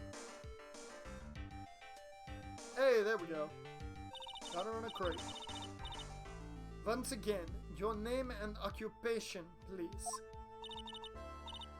Little old me, well, I'm the head nun of Hazakura Temple on Eagle Mountain. My name is Bikini. You got it? Bikini. Nice to meet everyone. But you don't appear to be wearing a bikini right now. Ah! This courtroom is the garden of holy judgment. Those with leprosy in their hearts should leave this sanctuary at once.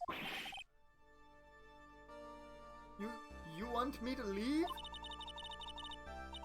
No need to get your bikinis in a twist. Let me tell you, I'm a sight to behold in summer.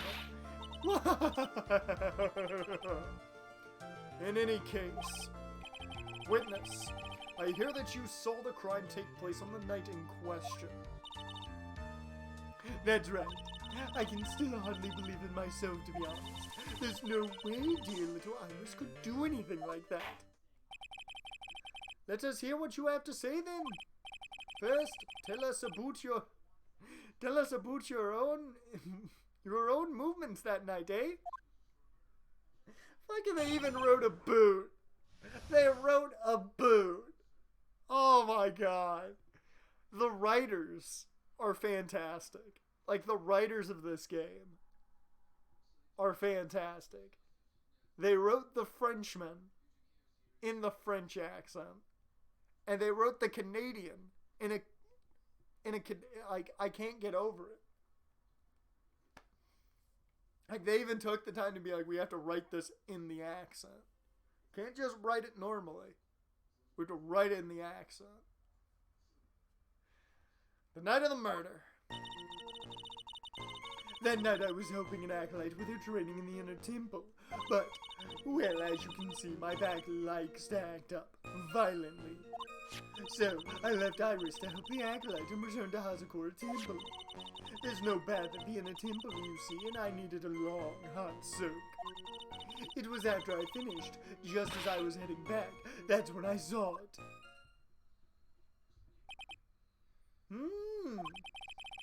So it was simply coincidence that you found yourself returning to Hazakura Temple? Yes, you could say that. If my back hadn't been in so much pain, I would have stayed at the inner temple. That sounds like a pretty important statement she just made. There is only one problem with this testimony that I can see. And you're not about to fall at the first hurdle, now are you, Miles Edgeworth?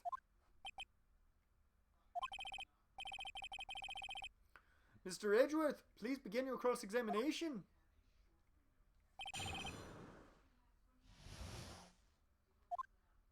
Here we go. First cross-examination of the trial. Hold it! What is this inner temple? Well, see, conversing with the spirits is what we train people to do, right? We'll be the ones asking you the questions, madame. In order to do that, a place strong in spiritual powers required. There's a small temple across Dusky Bridge called the Inner Temple. Acolytes must spend an entire night there to undergo intense training. How exactly do you help with this process? It is all quite extracting. It can't be performed without a nun supervising. Like a tutor, what? I gotta find the accent. I lost it. See, German accents. There we go. It's like a tutor watching to make sure a spoiled child studies. A tutor with a whip, in your case. If that is the case, then why did you return to Hazakura Temple, where the murder took place? Hold it! Violently? That's right, it's no laughing matter, especially in winter. I can't hold anything heavier than a knife and fork during the cold months. Just being alive is like streaked rain.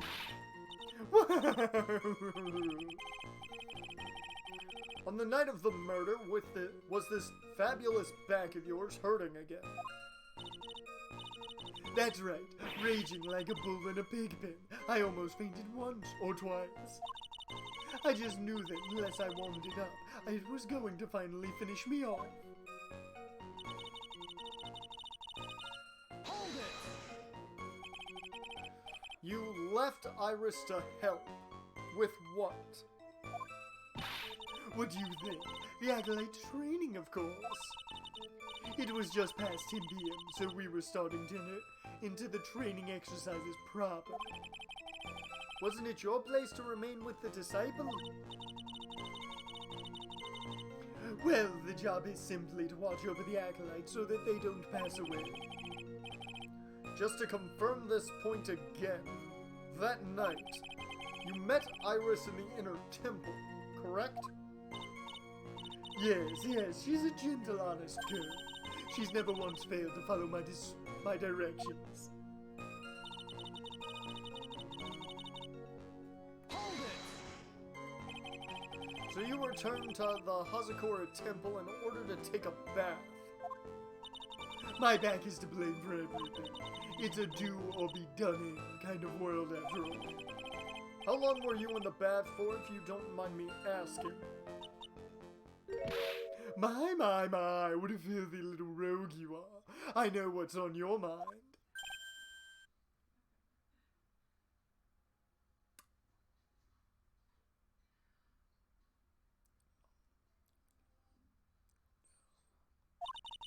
I bet your next question is going to be, where exactly did you wash? Ah, this is why you have to watch the young ones. What are you... Oh! Pathetic Miles Edgeworth. The lowest of low? Is there some sort of kick me sign stuck to the defense's bench? Anyway, I couldn't afford to be away from my post for too long, you understand, so... Hold it! The crime took place in the courtyard, correct? When you go from my room to the main hall, you have to take a winding hallway from which you can see the courtyard. That's right. In other words, it was pure coincidence that the witness saw the crime taking place before her eyes. There was no complicated setup in this case. That certainly seems to be true. There is indeed only one problem with this testimony. If I can clearly point out what it is, then I can begin to quantify just how good this witness's memory and observation skills are. Okay, let's see if I can pick this out.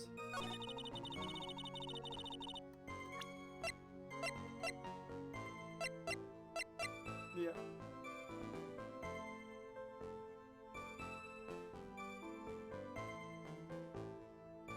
Objection!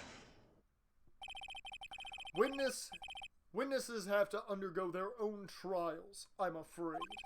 The defendant's fate rests on their power of observation and memory, after all.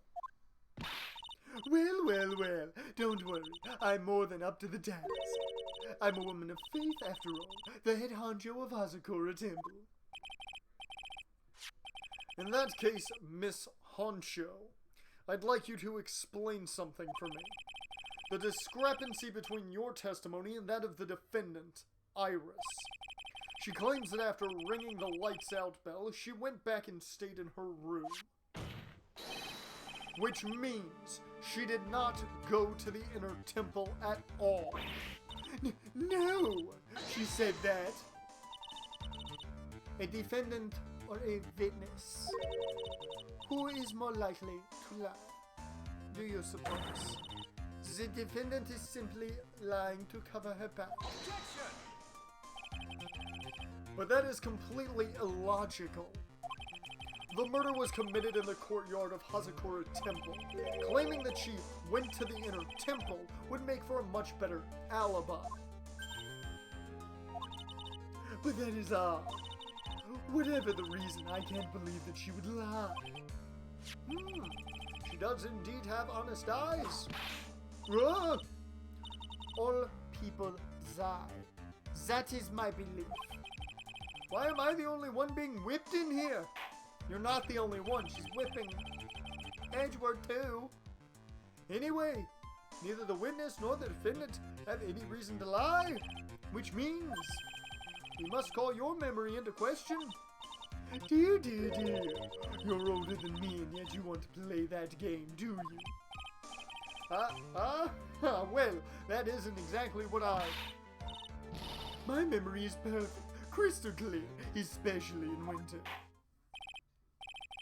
Then, I suppose it's too early to end this cross-examination, eh? Mr. Edgeworth, if you are going to question the memory of this witness, you will need to show me a more decisive piece of evidence. Understood, Your Honor. I was naive to think that alone would do the trick.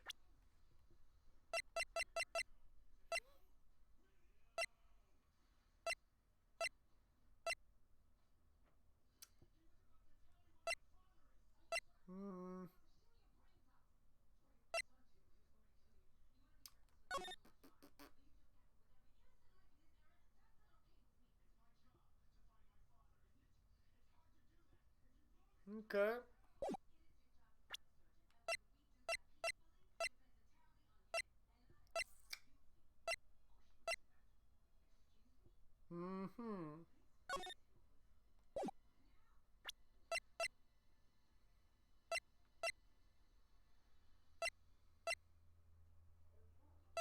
Alright.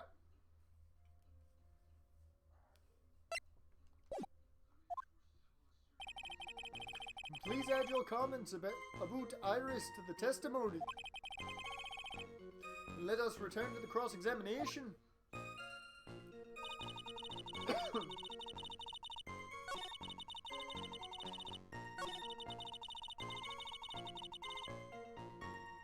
Hold it! Are you sure that you're not making a mistake? You, young man, need to get your estimation of me up from the floor. Iris always wears the same clothes. The smallest thing out of place would have stood out like a sore thumb to me. You're making a mistake, thinking I made a mistake. An excellent finish there, witness. Still, I have to wonder.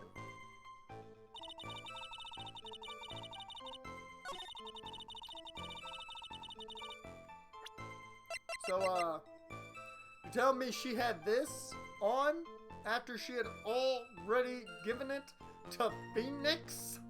Objection! Bitch.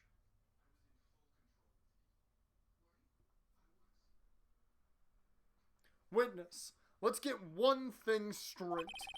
The defendant whom you claim to have met, she was wearing this demon warding hood, correct? Of course. That is a very important piece of clothing, I'll have you know. Once again, twins. Twin theory. Fully in effect. Wait a minute. Objection! Hold it right there. Why do you have that? That's the question of the day now, isn't it, Miss Von Karma? I'll have you know that this hood was given to someone as a gift that night, before the lights out bell was rung. What? You know where I'm going with this, don't you?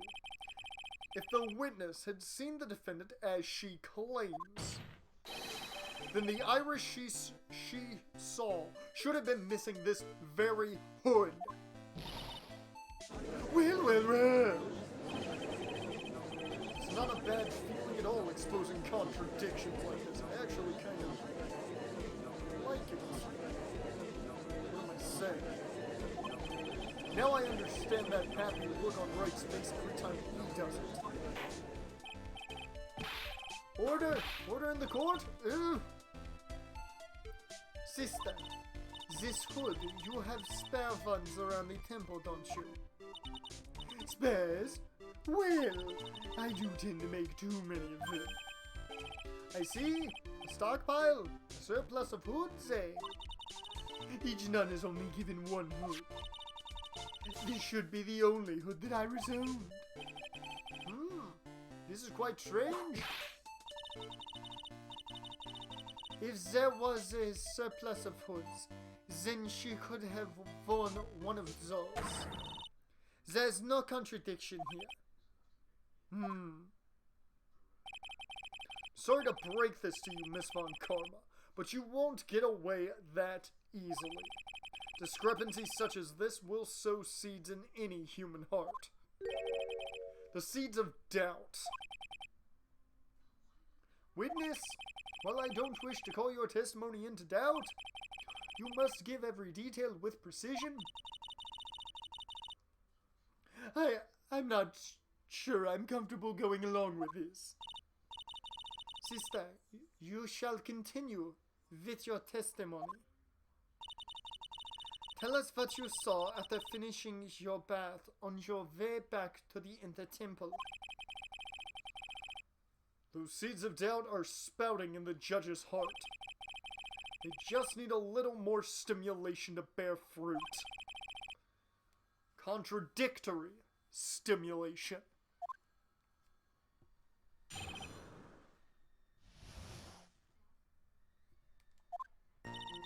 I finished my bath around 11, and I thought I should return to the inner temple. And as I was walking back, I heard a noise from the courtyard. I took a look, and Iris was, oh, Mystic Elise! And with that sword of all things. Mystic Elise was staying in the corner room, which faces out onto the courtyard. The stabbing I saw must have occurred after she was pushed out of her window. We didn't find any glass, though. You saw a truly terrible sight, didn't you? If I was in your place, then I would be much like Miss Von Karma whipping Mr. Edgeworth in Tewing court. And me seeing it all from this very chair. Well, something like that. This judge, his imagination is about as vivid and creative as Detective Gumshoe. I would look the fool if I commented on such foolishness. Anyway, this case is mine, Miles Edgeworth. Calling everyone by their full name. Can't you do something about that habit of yours?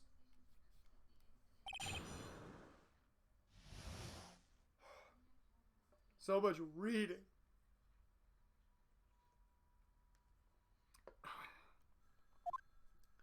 Alright, let's cross-examine you again. Hold it! How far is it from your room to the inner temple? Let me think a moment. About 20 minutes on these stumps of mine. It's about 15 minutes to Dusky Bridge from Hazakura Temple. The inner temple is just beyond the bridge. Still, you never made it back there that night, did you? That's right. I was heading along the walkway toward the main hall. Hold it! You say you heard a noise. Thump! Just like that. That could only be the sound of the victim falling. It's very quiet in the temple, you know. You can even hear the snow falling from the barracks.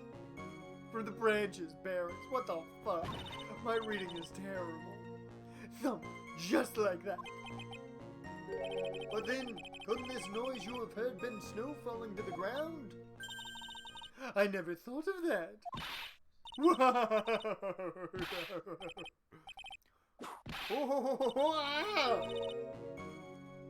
The next one should laugh. Gise whipping.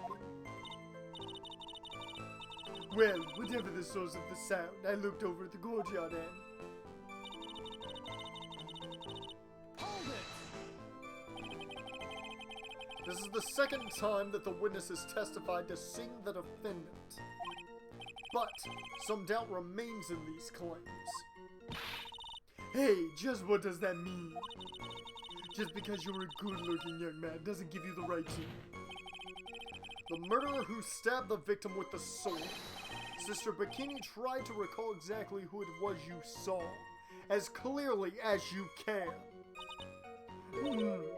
Well, you're a handsome young man, so I'll forgive you. Oh, now that you mention it, there was something awfully strange about it. Something that has been bugging me all this time. Please, don't keep us in suspense. Her hood. Her hood. That's right, it's coming back to me. Iris, she wasn't wearing her hood. I thought something was out of place, but it all makes sense now, doesn't it? After all, she'd given that hood away to someone, right?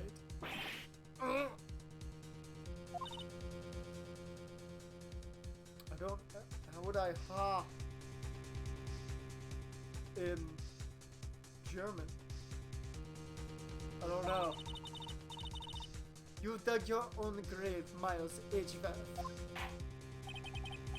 What do you say, Mr. Edgeworth? Is this testimony important?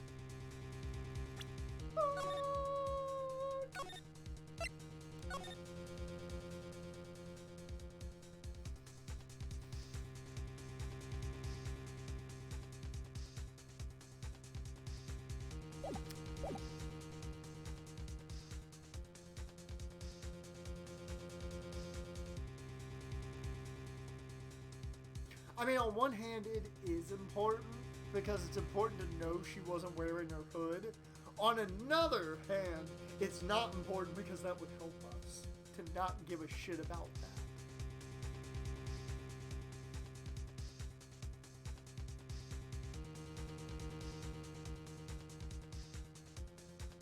Fuck.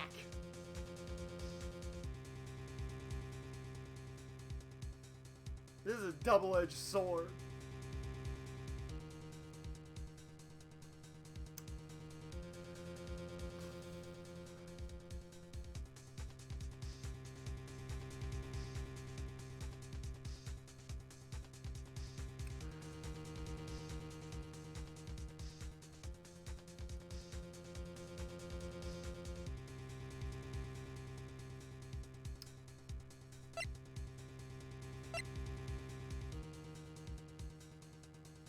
I'm gonna say it's important. This may initially appear to put me at a disadvantage, but can't see any other leads at the moment. Your Honor, I would like these new statements to be added to the testimony. Heh. Miles Edgeworth. If you want to hang yourself, you need only to ask. I'll gladly lend you my whip. Witness, add that statement to your testimony. No problem. Hold it! You are sure about that? Yes, after all, we always wear the same clothes. Ah, I don't mean because we're poor, you understand. It's our style. Yes, that's it. There's absolutely no need to explain yourself. Anyway, she looked different from normal, so that really stuck out.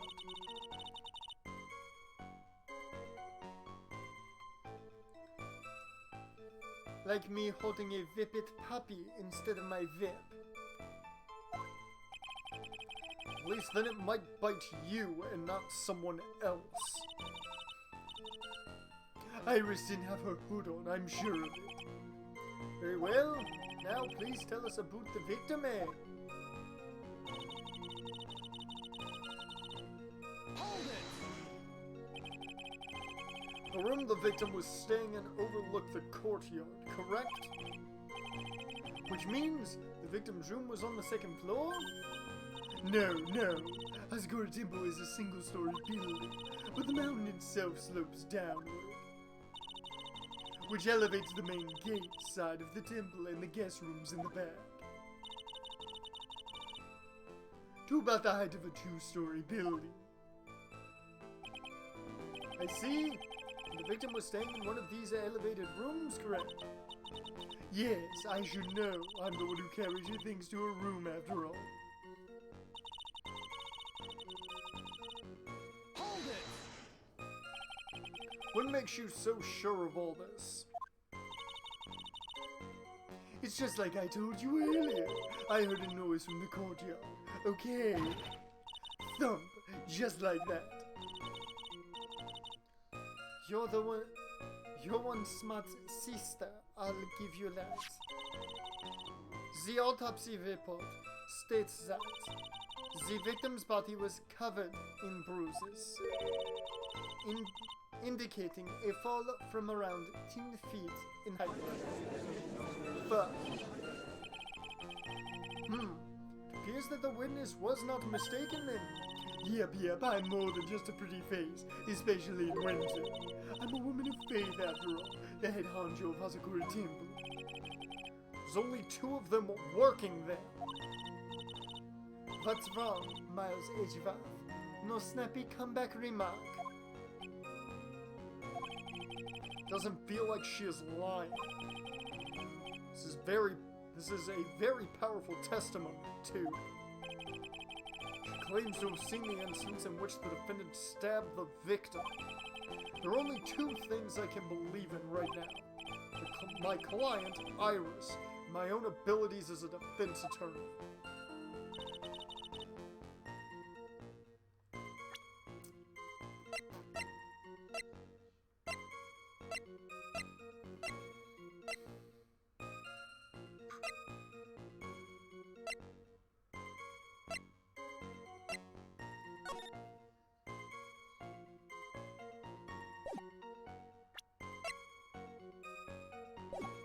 Whoops.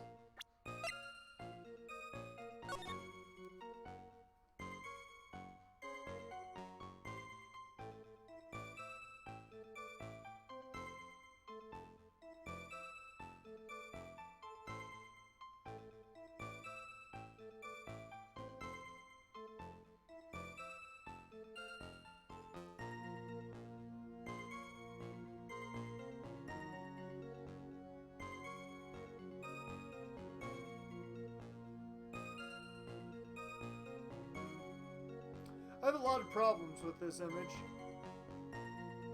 given the testimony. Because she's facing 1 the wrong way, if she was pushed out the window. 2, she would have had to been killed and then placed in that situation.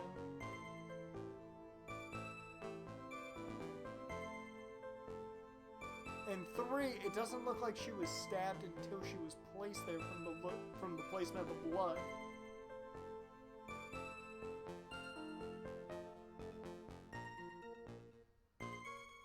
don't know how the fuck anything they've stated could have happened. And there looks to be only one set of footprints, which is even weirder. Huh.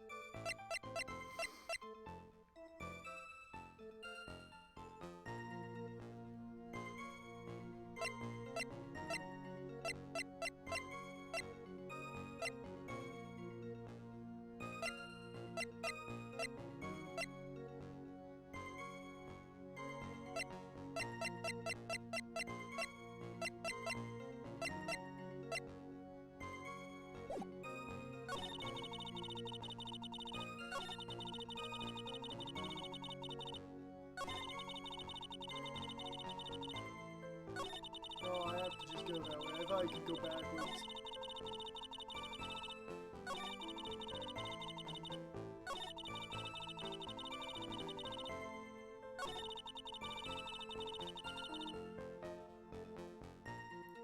I'm gonna save real quick.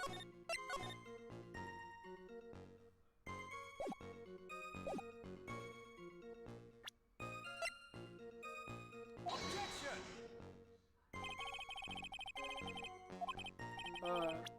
Shit.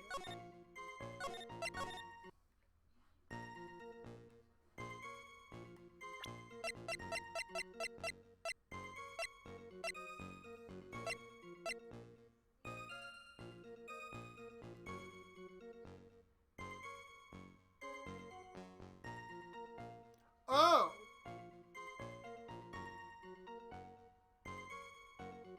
Objection! I didn't read that last part. Body fell 10 feet after death.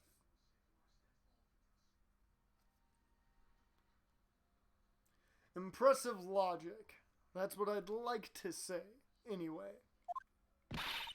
Oh, please do. My brain is something else, especially in winter. However, I think you are overlooking one thing. Miss Von Karma, would you be so kind to take another look at the autopsy report? The autopsy report. The victim did fall from a height of 10 feet. However, this fall was after she was killed.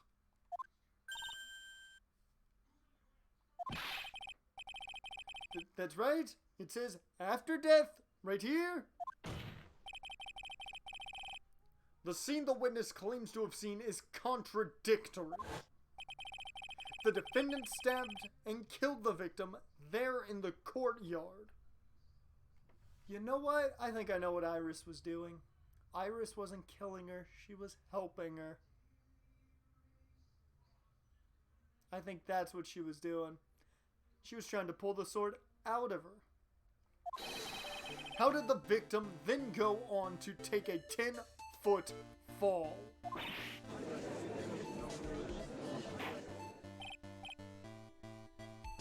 Order! Order! The victim was killed and then fell. That is the case. And the victim must have been killed in her room. Don't you agree? That is the logical conclusion. Yes, that's right. The victim must have been stabbed by the defendant in her own room. And she was then thrown out of her window, down into the courtyard below. Objection! Were there any signs of a struggle in Miss Dunim's room?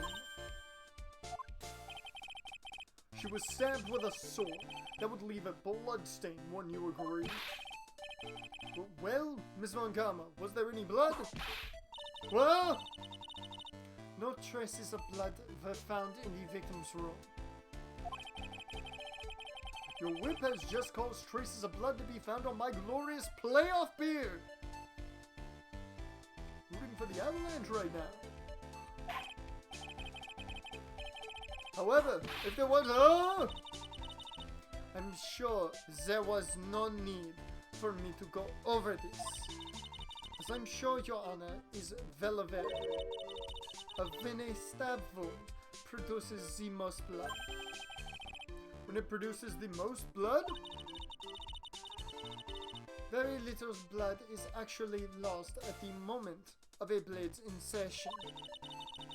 If you want to talk about when the most blood would be lost from a body, that would be when the blade is removed. And that's exactly what she was doing. She was trying to help her by removing the blade.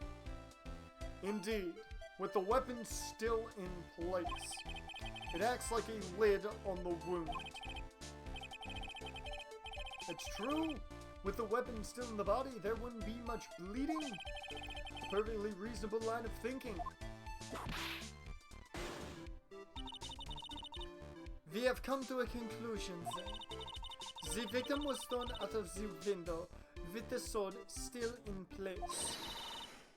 This removes all of the contradictions. Order! Order! Order! Must admit that this is a probable version of events. I'd expect no less from Franziska von Karma. She locates and takes control of every vital point.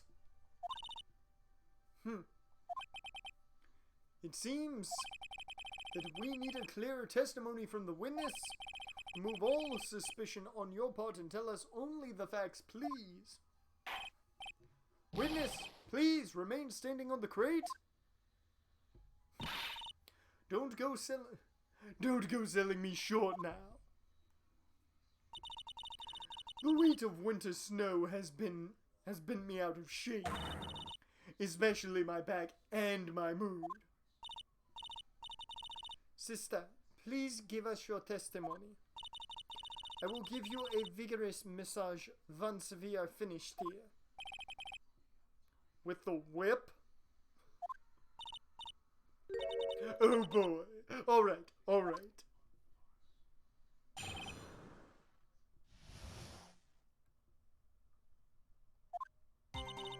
When I looked across at the scene, the sword was already in place.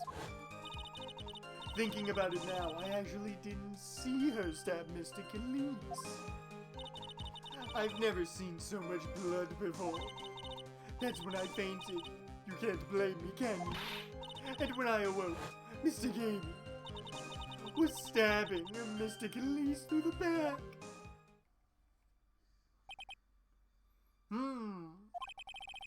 This all confirms Miss Von Karma's theory. Von Karmas strive for nothing but perfection. Putting together such facts is nothing for me. You should know that, Miles Edgeworth. Perfection is an impossibility, Franziska Von Karma. I'm here to teach you just that.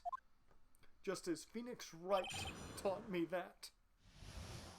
Even though Phoenix is perfect. Just saying. Hold it! At that time, was the victim bleeding? Well, I was very shocked to be seeing all this, of course. So I'm not entirely sure. But I don't think I saw any blood. Not big. I'm sure that you didn't. The weapon was acting as a plug in the wounds. In any case, let's be clear on one very important point. Did you actually see the instant in which the victim was stabbed? Hold it! Think carefully. This is very important. It's Iris we are talking about here. I'm thinking for all I'm worth. No. When I looked over, the sword was already in Mr. Khalees' body.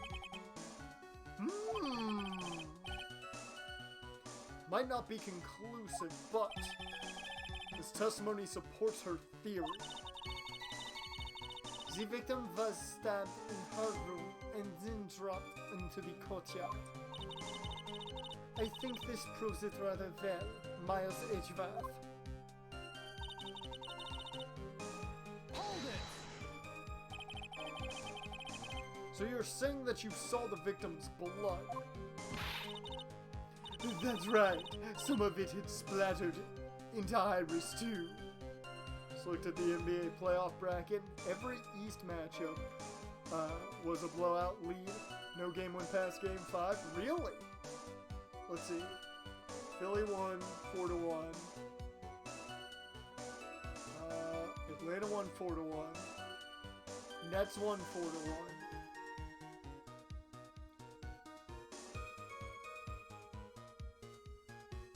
Who else was there?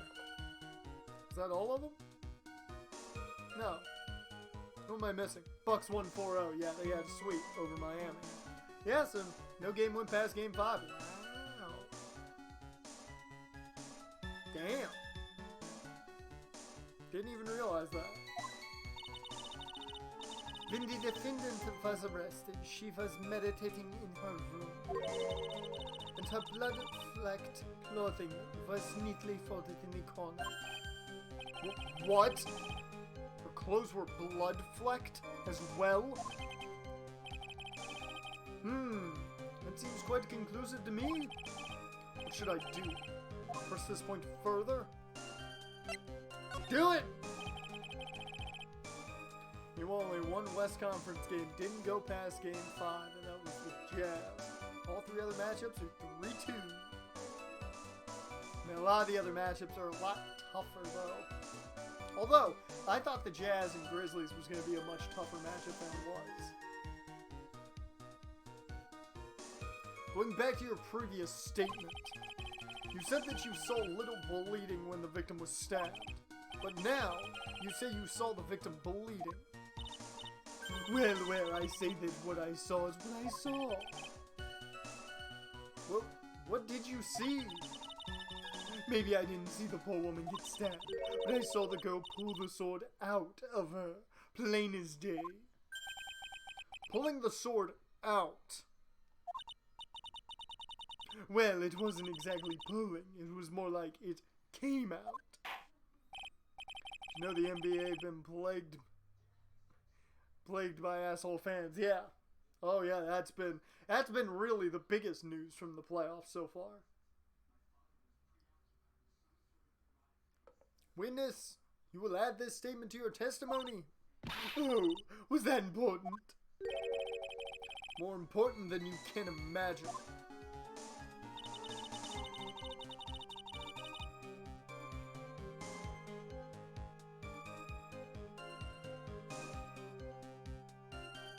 Okay. Hold it! Smoothly, you said. You're saying you saw the sword smoothly slide out. That's right. The whole thing happened right next to the gold statue of Mr. Gaming. Mr. Elise was on the ground and Iris was stooped over her. The sword was buried up to the hilt. When Iris stood up, the sword in her hand just slid out of Mr. Elise's body. It slid out from the gaping wound. Ah! First the popcorn, then fans hounding John Morant's family? I didn't hear about that one. Then the spit, then the bottle, and a fan ran onto the court. I didn't hear about the fan running onto the court, and I didn't hear about anybody hounding John Morant's family. That's terrible. Goes without saying, if the sword was removed, there would be bleeding. Nothing out of place here. Is that really the case? I can't help but feel that something about this testimony is very out of place. That something which couldn't possibly have happened appears to have happened.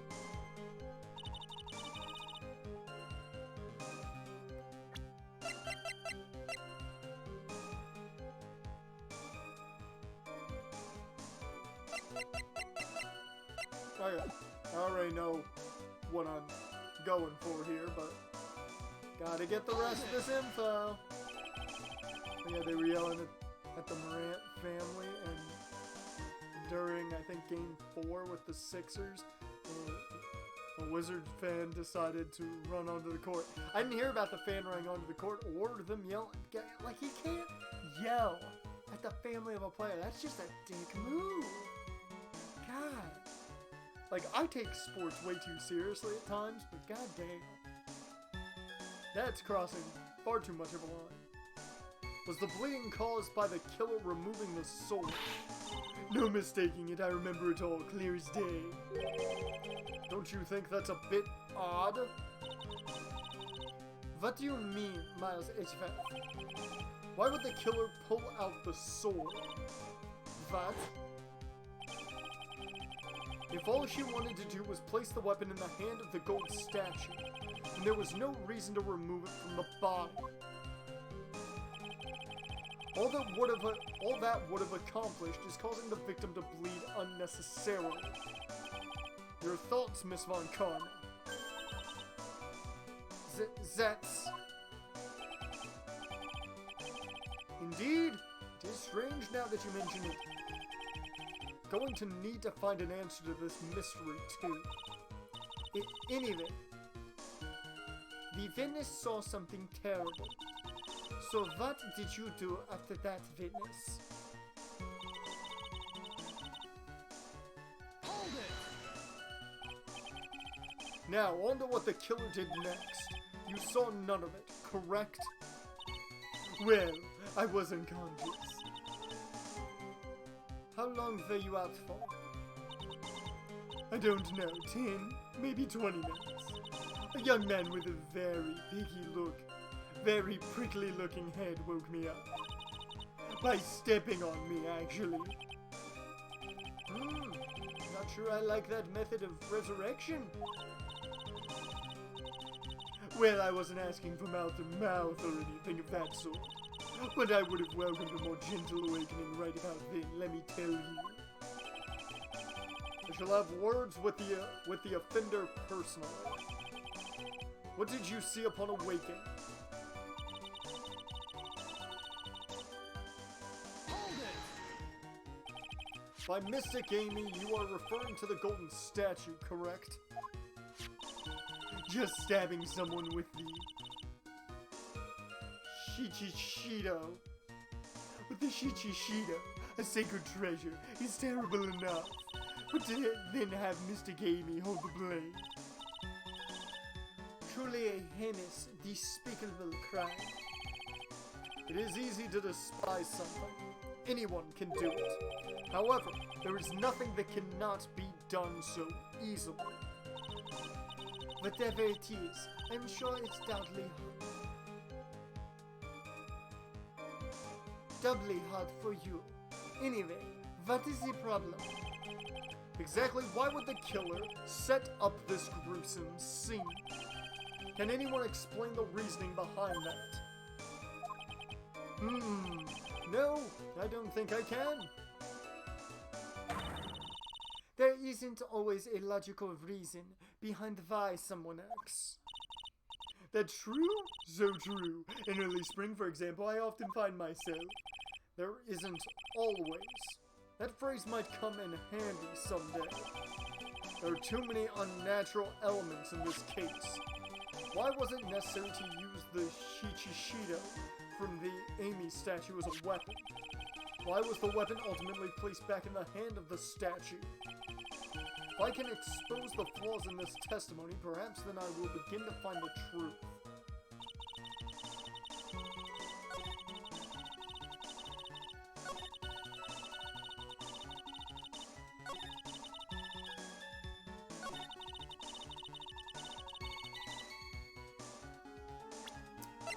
If it was plunged into the hilt, why is there so little blood on it?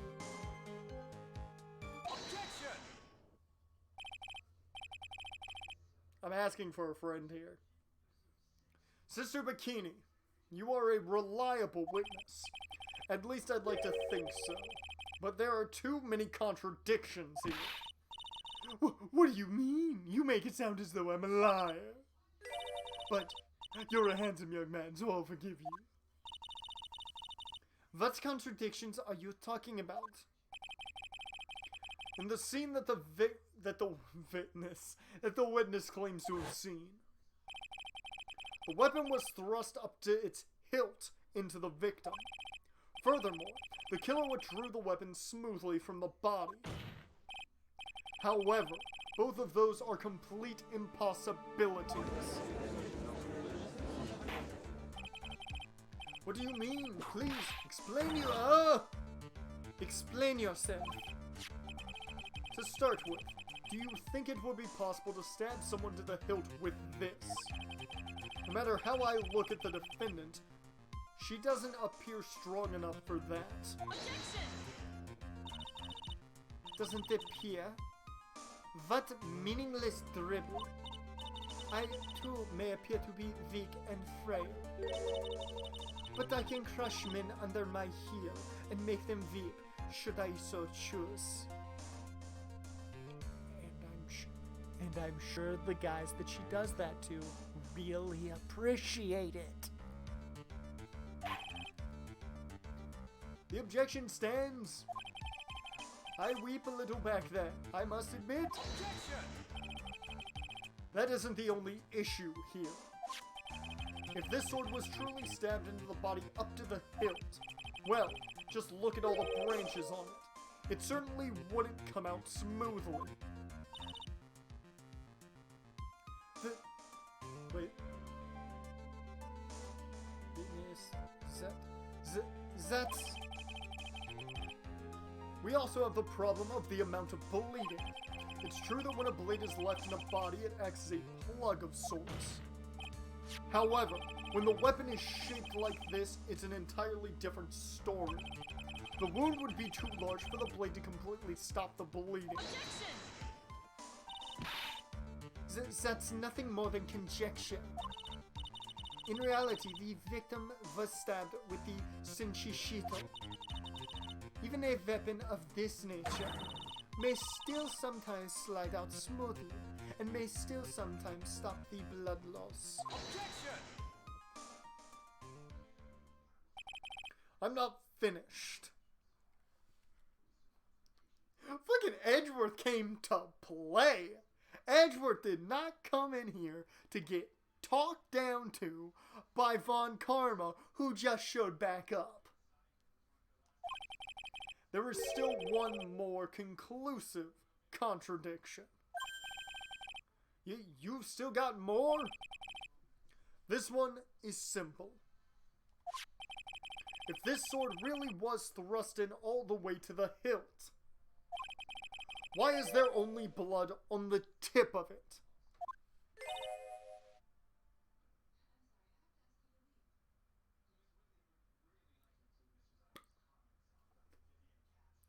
He just Brody lead the shit out of you. Now join the Dark Order. Or in this case, join the Star Order. If this witness is telling the truth, then there should be blood along the entire length of the sword.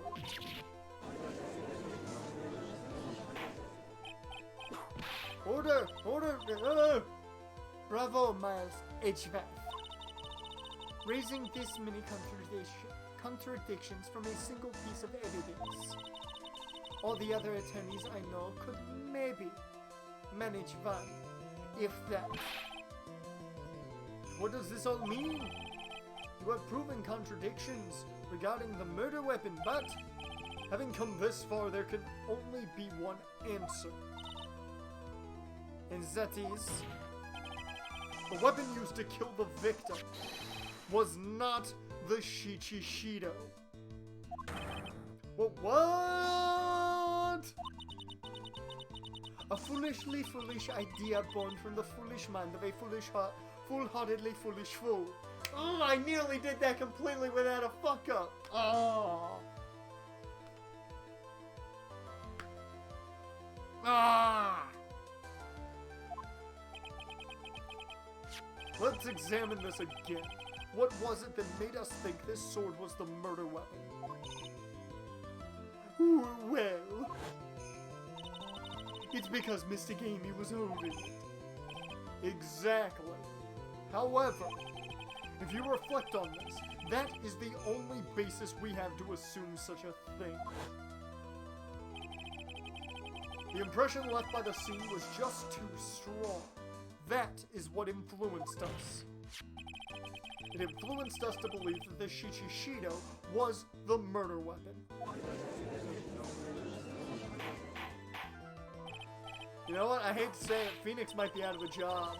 I think we got a new defense attorney in town. So maybe the Shichishido was not the murder weapon.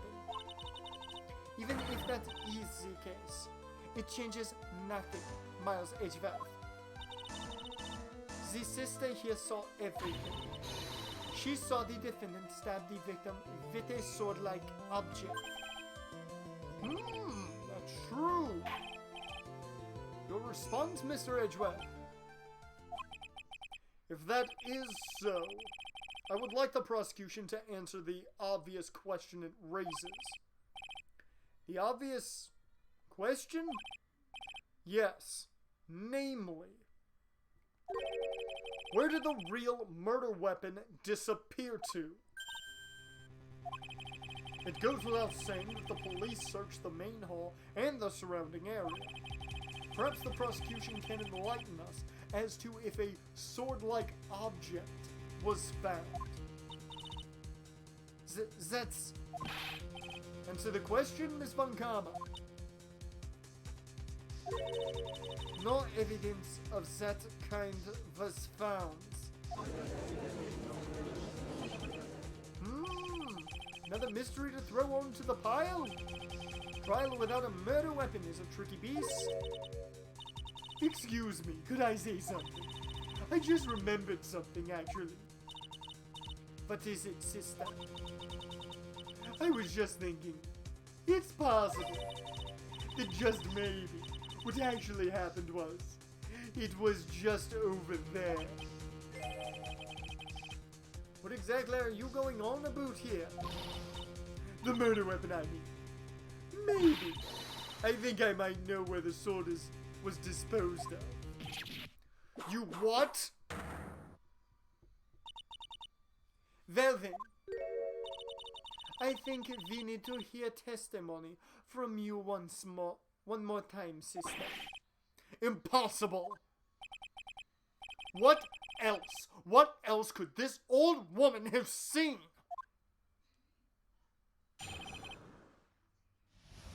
I'll say this much, I didn't think Sister Bikini was gonna be this important.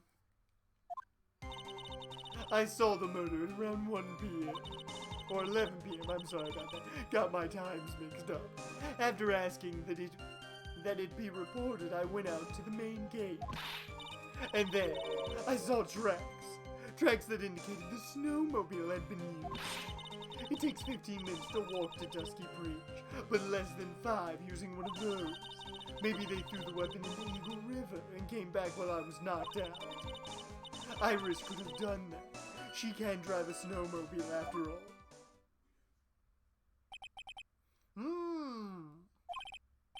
Witness, please, tell us everything you know right away next time. Well, I'm not in the best of shape. What with my back and my age, you know. Quiet. There were indeed snowmobile tracks in front of the main gate. Here is a photograph. Look at this photograph. Every time I do, it makes me laugh. Oh shit, look at that, there are tracks. A snowmobile, eh? I see. Well, it certainly is an interesting theory. Getting a snowmobile the other day. Maybe that's what I need to do. I need to just make him Wayne from Letterkenny. Maybe that's the accent I need to use for him. The tracks begin in front of Hazakura Temple and run all the way to Dusky Bridge. That solves your pesky little problem, Yes. The Eagle River's current is quite swift, meaning that it doesn't freeze over in winter, making it the perfect place to dispose of the murder weapon. Did she really go to the river to dispose of the murder weapon?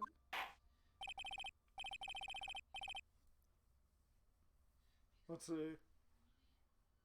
Finding a murder weapon the other day. Mr. Edgeworth, cross-examination, please. Got the same accent. Working with you boys the other day.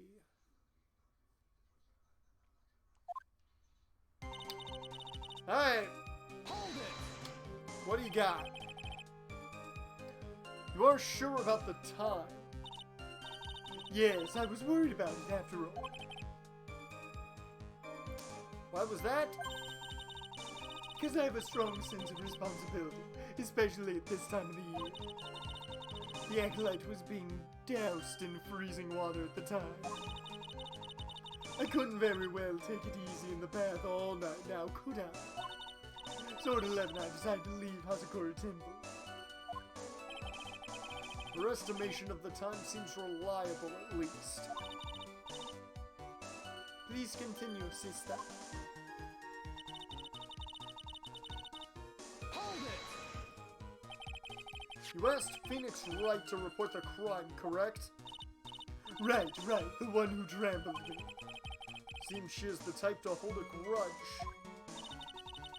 There isn't a phone in the main hall, so I sent him to the bridge. Phoenix Wright. He didn't even have his cell phone on him. He had forgotten it at home, apparently. What a naive boy, as always. Von Karma, quit gushing over Phoenix. I understand you want some of that Phoenix, but you ain't getting it because we got Iris, who may be evil, who may be the one that initially broke Phoenix's heart, but it's okay because she may have turned a new leaf unless she's got an evil twin. I'm still not sure. Conspiracy theories. Not only do I always carry my phone, but I always have my whip in hand too. Anyway, I was really scared and it was taking a while to get back. So I thought I'd go out by the main gate for a spell.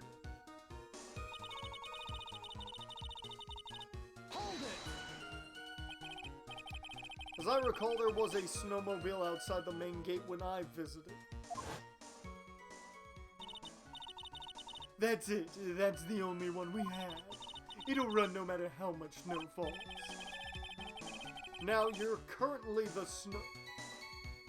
Now, you are certain the snowmobile was there at the main gate when you arrived? Yes, of course. It was parked in front of the gate. So, she had already gone, discarded the murder weapon, and returned by that time. I'm not sure if this is really relevant. What should I do? I need answers to every possible doubt.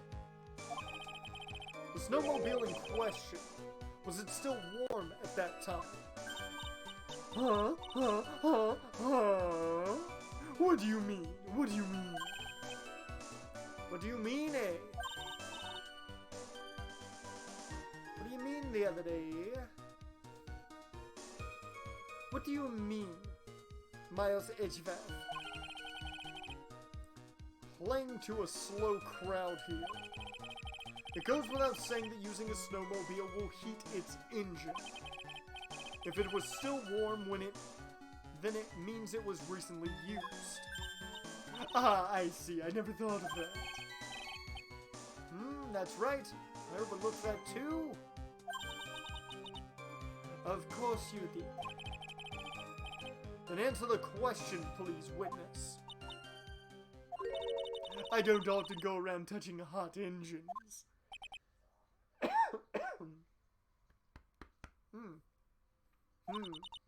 However, now that you mention it, there wasn't any snow on it. Snow? Oh. Yes, for some reason only the snowmobile wasn't covered in snow. wasn't any snow on it. Curses! Seems highly likely that the killer did use the snowmobile then, eh? How long does it take to get to Dusky Bridge by snowmobile?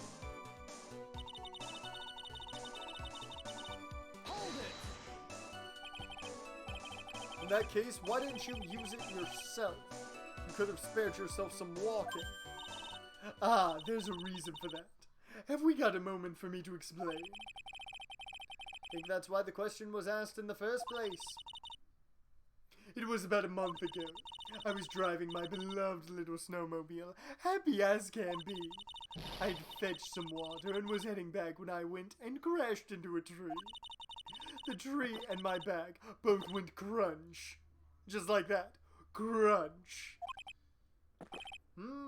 Crunch. I haven't been able to find the courage to ride anything since then. Anyway, the killer must have used it. Hold it! Refresh our memory. How long were you knocked out for? Like I said, somewhere between 10 to 20 minutes. It's possible to get to the bridge and back in 10 minutes using the snowmobile. I have to concede that is more than enough time. Is that all you wish to concede, Miles Edgeworth?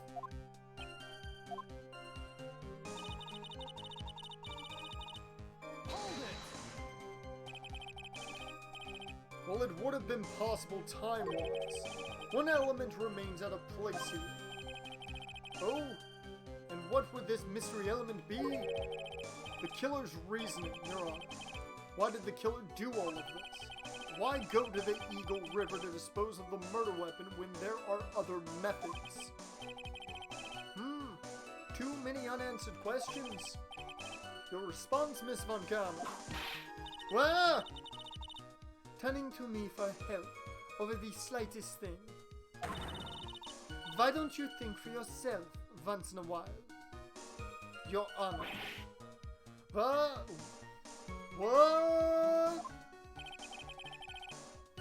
She's as over the top as always. Anyway, whatever the reason, the fact remains that the defendant could have done this. The murder weapon was disposed of in the river. Another point to me, Miles Edgeworth. Another mystery to feed the fire. Was there any reason to go and throw away the murder weapon? Luckily, there is surprisingly a problem. Luckily, there is surely a problem with this testimony. And all I have to do is start poking holes in this flawed account. Whew.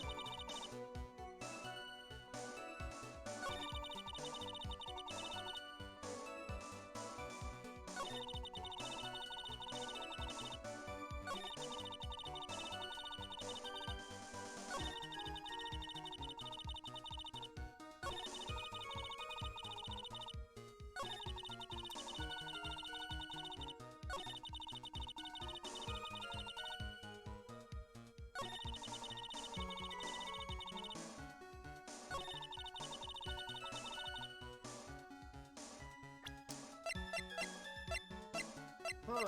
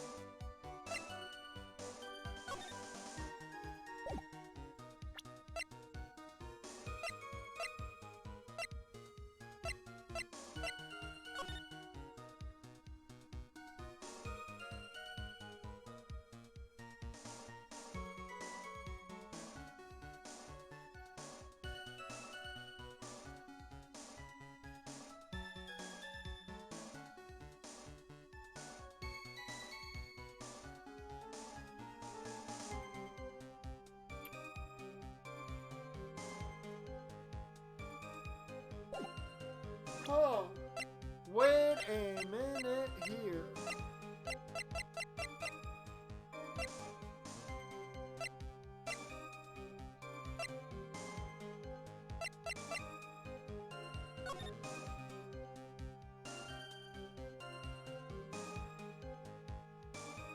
I think she's lying about the time.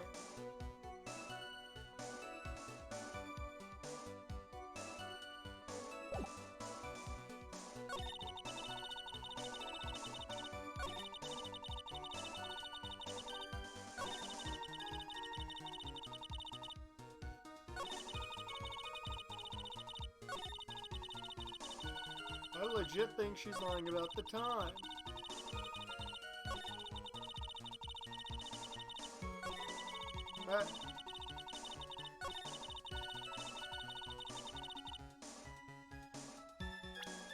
I could be wrong on this, but I want to see if I big brain this. If I'm right on this, I'm gonna feel real smart for this being my go-to. Damn! I felt good about that too. Okay, never mind that. Fuck. Felt real good about that too.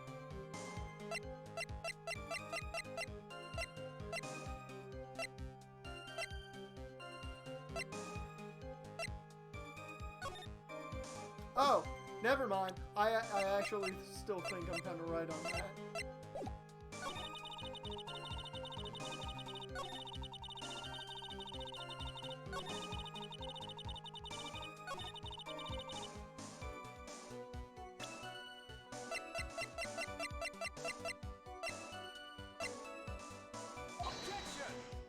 Never mind.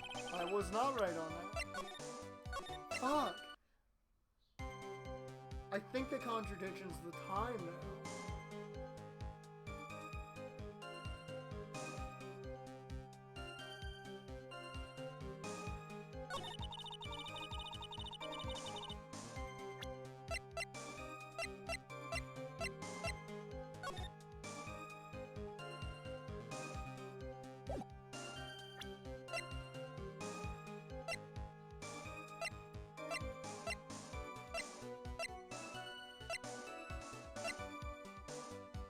I really think just the contradiction at this point's the time.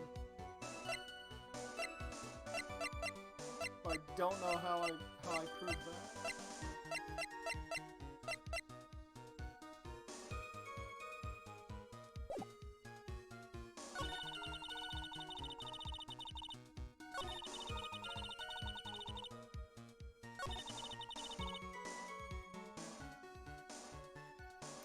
Let's press this again.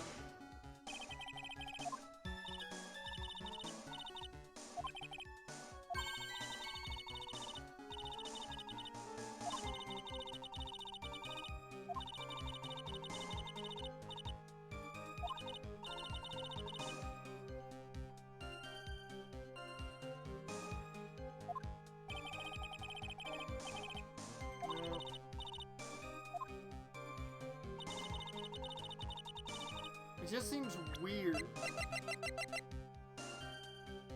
that all this happens right around the same time the lightning struck.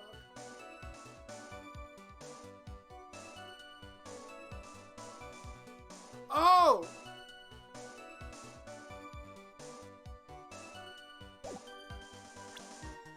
Wait a minute.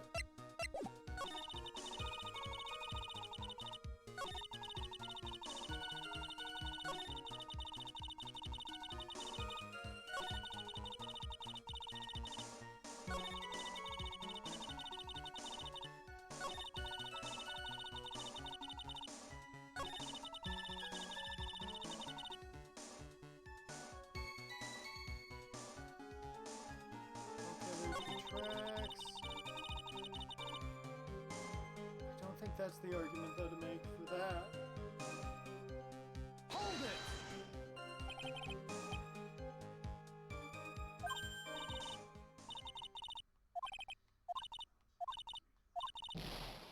I don't remember if this is the one. Alright. want to see if this is right. I've backtracked off the time.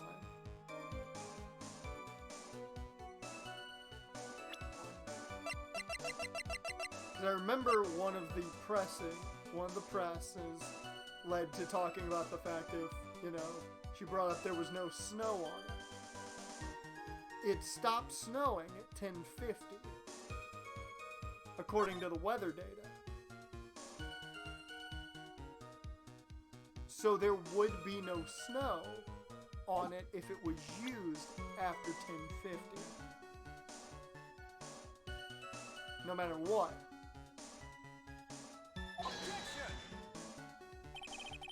Okay. I think I'm looking for the tiniest detail at this point.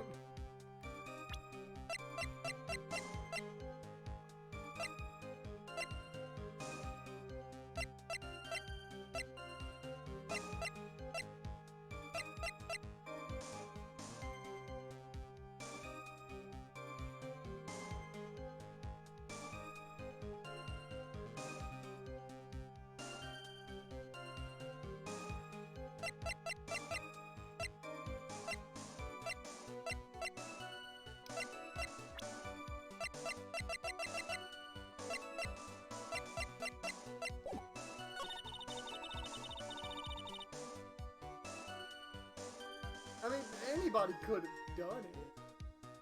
I think most people can drive a snowmobile, I would think.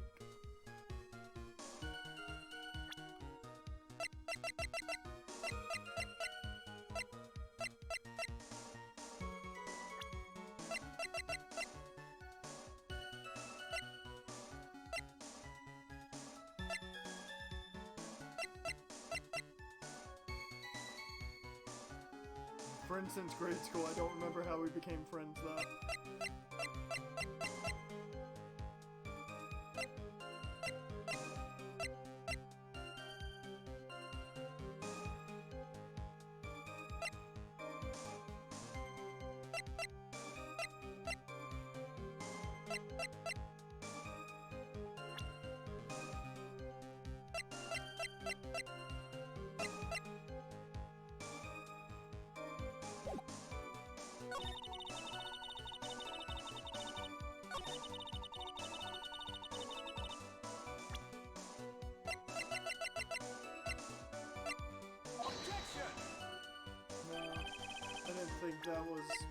Didn't think that was it. Hold it!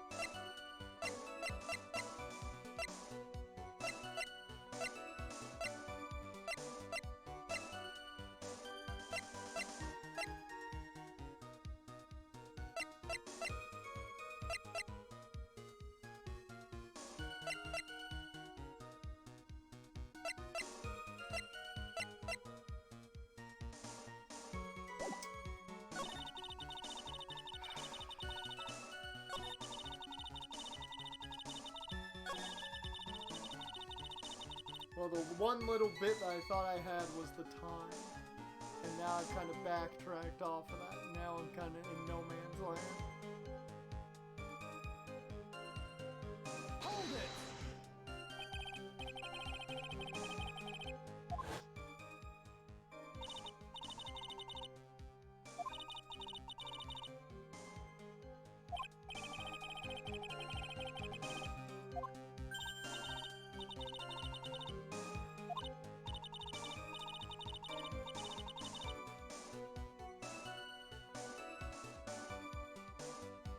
Well, no, I didn't get... I had gotten tunnel vision to that, then backed off of it, and then tried to piece other things together, and that hasn't worked out. Because really the only thing that I thought made sense immediately was the time, and then now I'm just trying to put the smallest things together.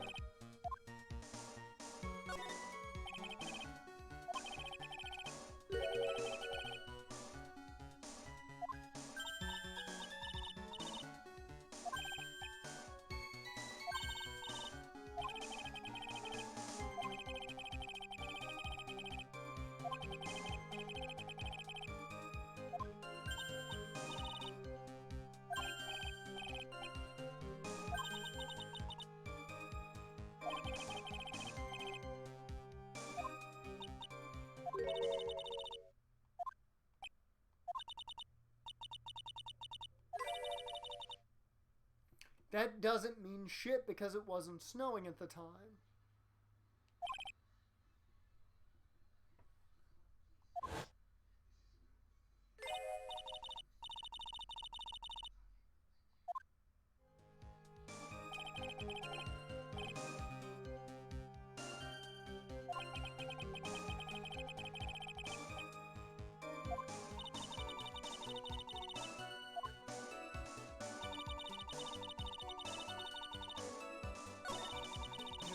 I feel like I had something, and then...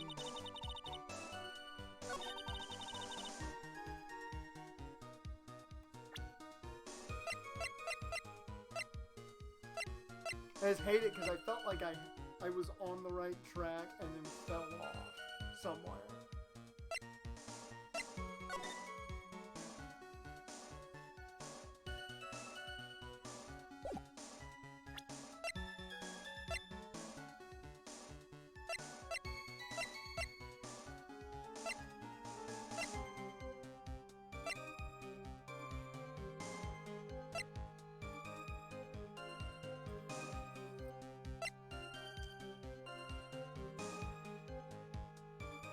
Time's a factor, but it's not the main factor. Okay.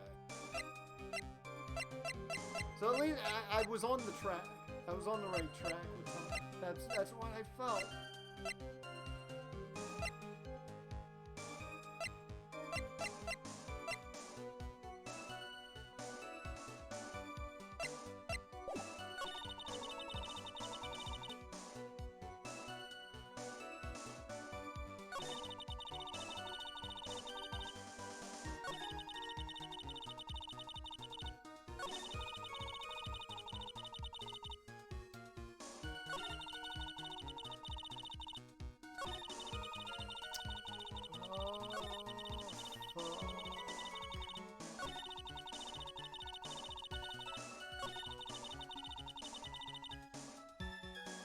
Don't worry, I'll let you know. I'll let you know I want that guy.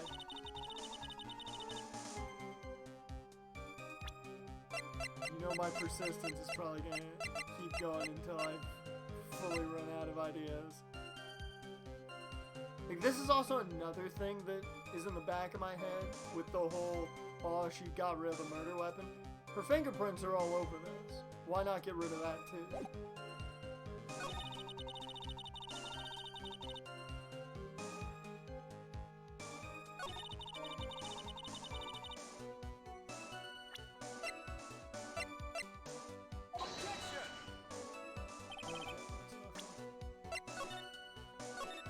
Okay, give me it. Give me it. I'm out of ideas.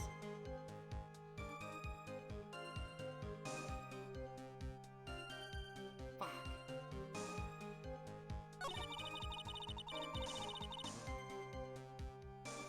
I really want to see if I had anything kind of correct with my initial thought process. Because I probably danced around the correct choice. Tracks photo on the 5th or 6th statement.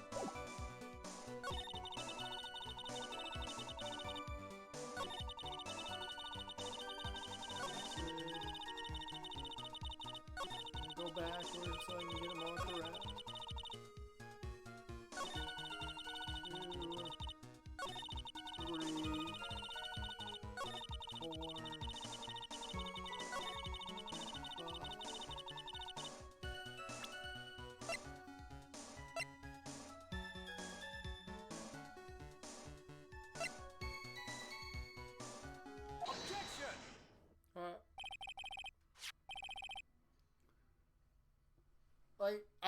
I would have not gotten that because I felt like that made sense with that argument.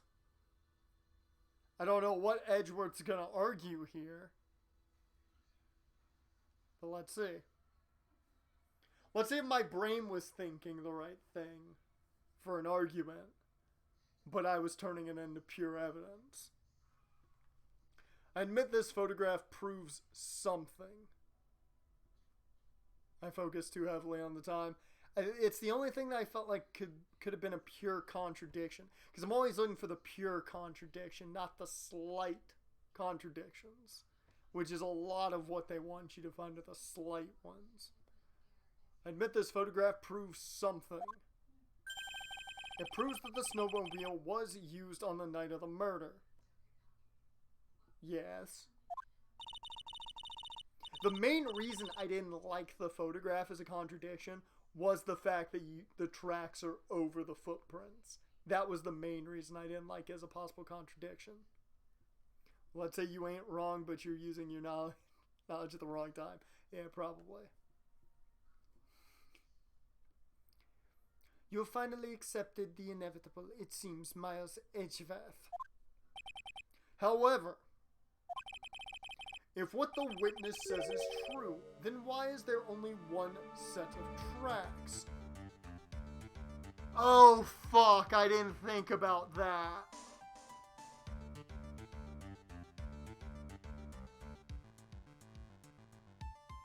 You would go there and back. I didn't think about that. Oh. Yeah. My brain didn't even go there for a second set of tracks. Oh, I feel like an idiot. Yeah. Yeah. Yeah. Oh. I didn't even think about that looking at the photo, too. I didn't even think about when we first looked at the photo. I didn't think about the fact that, oh, there's only one set of tracks. I think my brain automatically was like, oh, they just followed the same path. I think that's where my brain went. It's like, oh, there's only one set of tracks because they just went that way. Oh, fuck. I feel like an idiot for that one. I feel like a real idiot for that one. What do you mean? Iris left Hazakura Temple, threw the weapon into the river, and then returned. If that's the case, then naturally there should be two sets of tracks in the snow. See, that's why I'm here, to prove you're not thinking. It's to prove my brain doesn't work. Those from heading out to the bridge, and those from coming back. I hate that my brain didn't even click on the fact of, hey, there's only one set of tracks.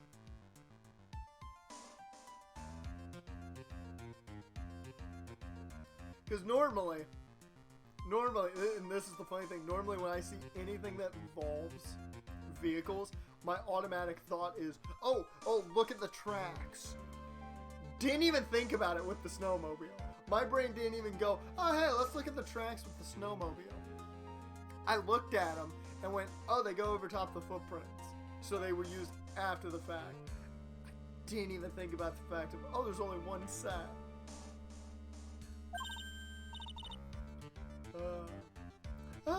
You're right. You are forgetting one thing, Miles Edgeworth.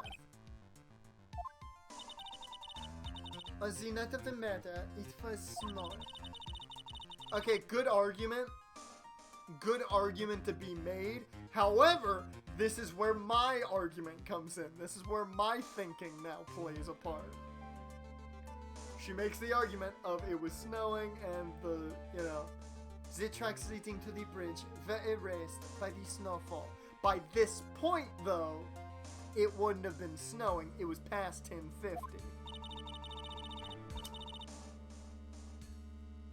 I mean, who doesn't want intergender matchups in WWE? They'd be great. For the most part. There'd be a lot of good ones. Becky versus Seth. And then their kid would not understand why mom and dad are fighting. This removes your precious contradiction, now doesn't it? I see. Well, she was at the river. The snow stopped, leaving just the return tracks in the snow. What do you have to say now, Miles HVAC? Is there a flaw in her theory? This idea that the snowfall covered one set of tracks. Here's a contradiction. The tracks to the river were covered by snow. What a nice theory. However, Miss Von Karma, that is impossible. Here's the thing too, certain women, hi Naya, keeps injuring the women who are a lot smaller than her. The men would probably have better luck. That's true. That is very true. But it's also, we've seen Naya not land people properly. Also, and that's a bad thing. You don't want to see that. Would you care to explain why there is a rude index finger currently pointed in my general direction? No need. The evidence will do all of the talking for me. The night of the murder, the killer went to and returned from Dusky Bridge in order to dispose of the murder weapon.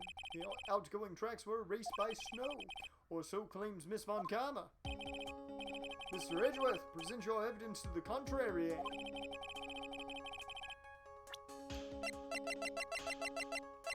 This is where the weather data comes into play. Because if she states that, they will have, while she was out, it would have been past 11 by that point.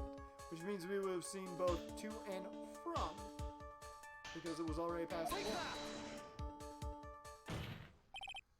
Witness, please tell us again what time it was when you witnessed the crime.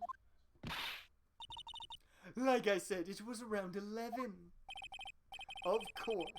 This means that the weapon was thrown away after that time, correct? On that note, please take a look at this data.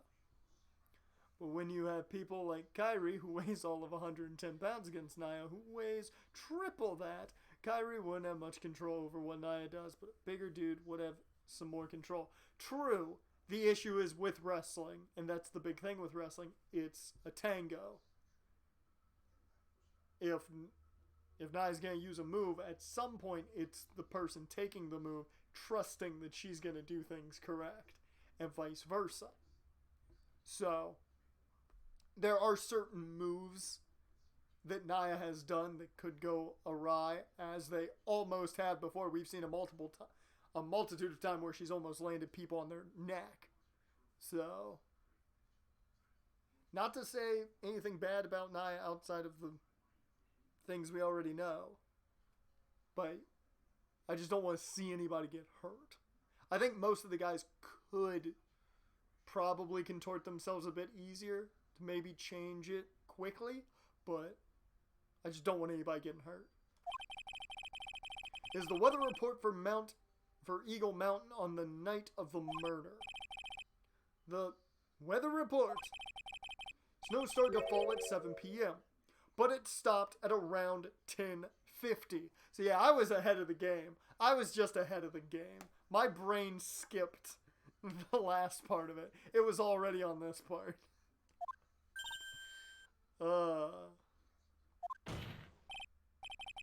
Therefore, when the sister witnessed the crime at 11 p.m., the snow had already stopped falling. It is impossible for any tracks to have been made after that time. It is impossible for any tracks made after that time to have been covered up.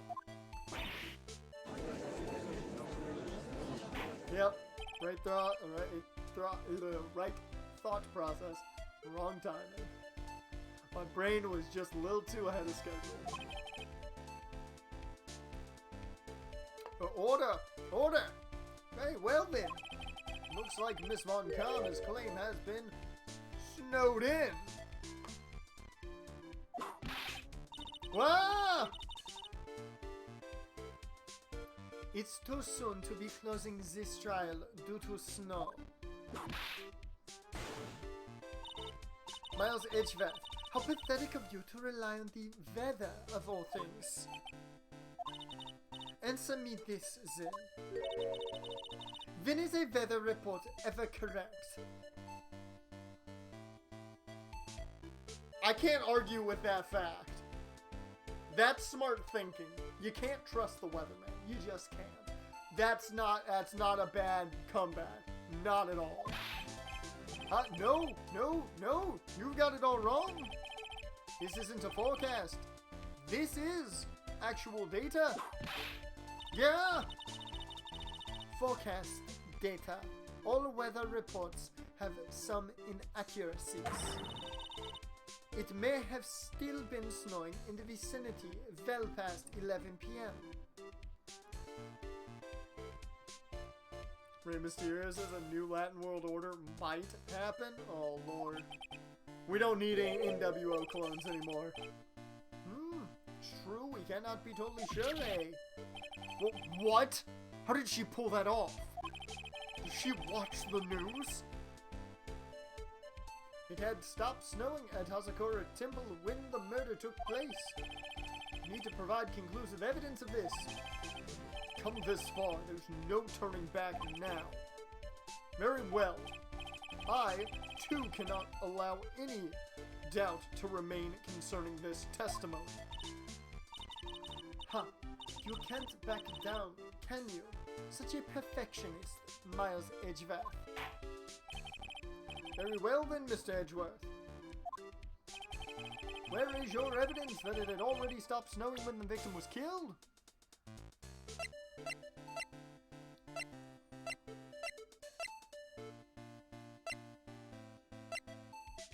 I mean the crime scene photo. Because the blood can still be seen. If it had been snowing, then the blood would have been covered by snow. Oh! No, there's footprints! There's footprints! And you wouldn't be able to see the footprints if it had been snowing. Because they would have been covered. There we go. Because there's footprints there. There we go. Ultimately, it all comes down to one point. That being, whether or not it was snowing in that courtyard when the victim was stabbed. That's right, but proving that is incredibly easy. Ooh, Edgeworth coming in with the fire. Francisco was not ready for that. If we want to know whether it was snowing or not, this photo will tell us everything. Of course, I am referring to the photo of the crime scene. Look at this photograph. As you can see, everything is covered with snow. With just one exception. And that is the victim herself. I was looking at the footprints, but that's also a great point. Why is there no snow on top of her? The answer is simple. It had stopped snowing when she was killed. That's why. In other words, if the killer really did go to the Eagle River to dispose of the murder weapon, then in this photograph there should be two sets of tracks. Order! Just what are you... Just what are you suggesting, Miles Edgeworth?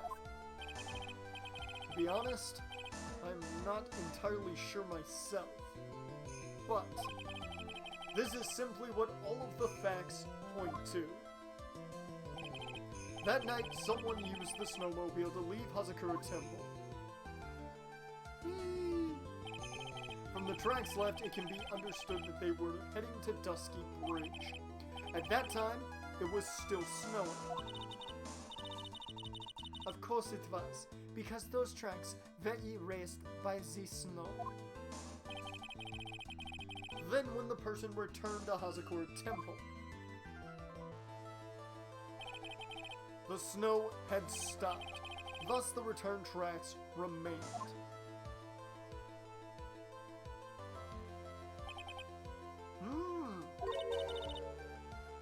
Can I say something? This all sounds a bit fishy to me. What does, sister? There is only one key for the snowmobile. Furthermore, on the night in question, we know that the defendant had it. The key was found in her room after the murder. Which can only mean that night, Irish used the snowmobile to go to the inner temple. But Iris said that she never went there. I should probably press on this point some more when I get the chance. The snowmobile can't cross the suspension bridge. So, she must have left it on the Hazakura side of the bridge and crossed on foot. That sounds right. But what's odd is, when I left Iris and returned to Hazakura Temple,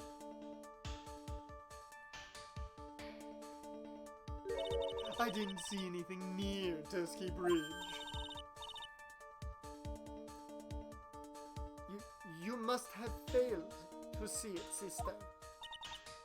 Maybe, but when I made it back to Hazakura Temple, it was there by the main gate. The snowmobile, I mean.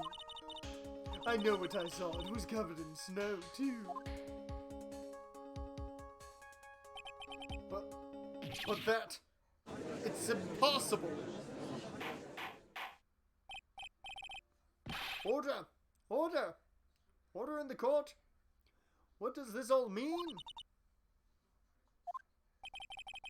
So then what was the snowmobile used for? It wasn't taken by the defendant when she went to the inner temple. If it had been, then the witness couldn't possibly have seen it by the gate. Furthermore, it wasn't used by the killer to dispose of the murder weapon. If that was the case, there should be 2 sets of tracks in this photo. Love how everyone's saying to boycott Chick-fil-A. Nobody's gonna boycott Chick-fil-A. It's too good a food. I understand the reasoning, and people are thinking, you know, nicely and all that, but no one's gonna boycott Chick-fil-A. The food's too good. All we know is this. After it stopped snowing, someone used the snowmobile to return to Hazakura Temple. Never thought a simple snowmobile could cause so much trouble. Nope, I tweeted that just because y'all are saying to boycott is gonna make people buy it more. Yep, probably. Think we've learned all we can from this witness. Yes, I have nothing more to add. I've told you everything that I know. But then, that still leaves us with the same problem. If only there was someone, a witness who could testify to having seen the snowmobile. A witness. Huh. Especially since it's like right around the corner from me, so yeah, it's between Chick-fil-A and a shitty barbecue truck. I'ma choose Chick-fil-A. Was there no one out walking perhaps near Dusky Bridge on that night? I don't think that's likely. It was cold enough to freeze your ears off. Only an idiot would go out wandering in that. I think we know just the dumbass. Unless they had something really important to do. That's a shame. Hold on. Something is coming to me. An idiot may well have gone wandering out on that subarctic night. Your Honor, actually, there just might be one individual who may be of help to us. Really? You know someone who might have seen the snowmobile on the night of the murder? I don't know for sure if he saw it or not, but there are 2 things about him that do come to mind. Which are, first, that he saw something incredible on the night of the murder. And the second being, This individual that I'm thinking of went wandering outside on that cold night. In other words, he is our kind of idiot. Mr. Edgeworth, who is this idiot you're talking about? This one, right here. This guy must be a product of Jean-Luc Deladuc's Jean-Luc Deladuc's Guide to Obnoxious French Painting.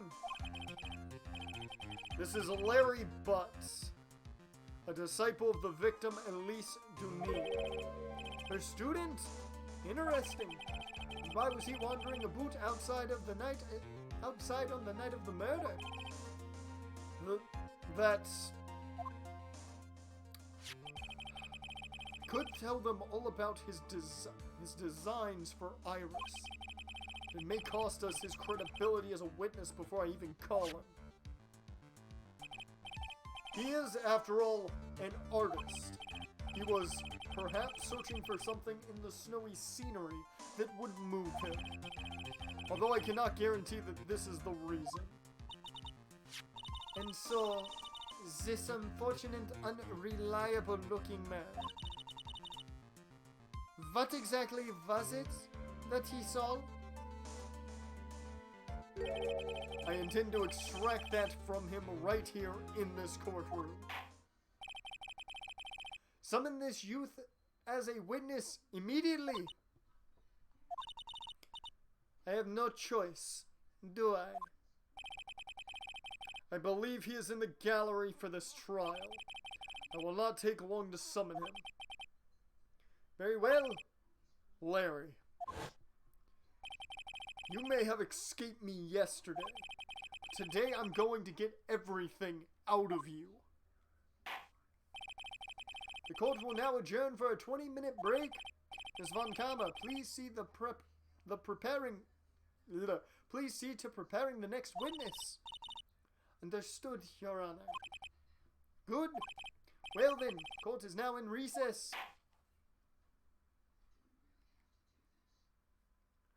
Woo! Yeah, I saw that he dropped the hint that he wants to wrestle Mox. I saw that. That was a good tweet. That was a really good tweet. Alright. And that right there is where we're going to call this stream. We get a break. We get to talk to Mox. We get to talk to Larry next time around. And yeah. My brain worked fairly well today. I just got ahead of myself a bit. So I call that a win on that part of the trial. Now, is it going to work on the next part of the trial? Probably not, because I'll forget half of what we just did today. But let me get the music good to go. We get to talk to Mox? We're going to question John Moxley and ask him what he thinks of the booking. But with that, that is going to be where we end this stream. Appreciate having everybody who dropped in. Adisic, Kyperion, of course, for the re-up. Appreciate it very much, man. Jaren, as always, love having you in here, being my mod and chatting away with me. As for what we're doing tomorrow, we know. It's Nuzlocke time. And I gotta make the decision if I'm gonna grind or not before we take on Archie. Because that's the question, I think.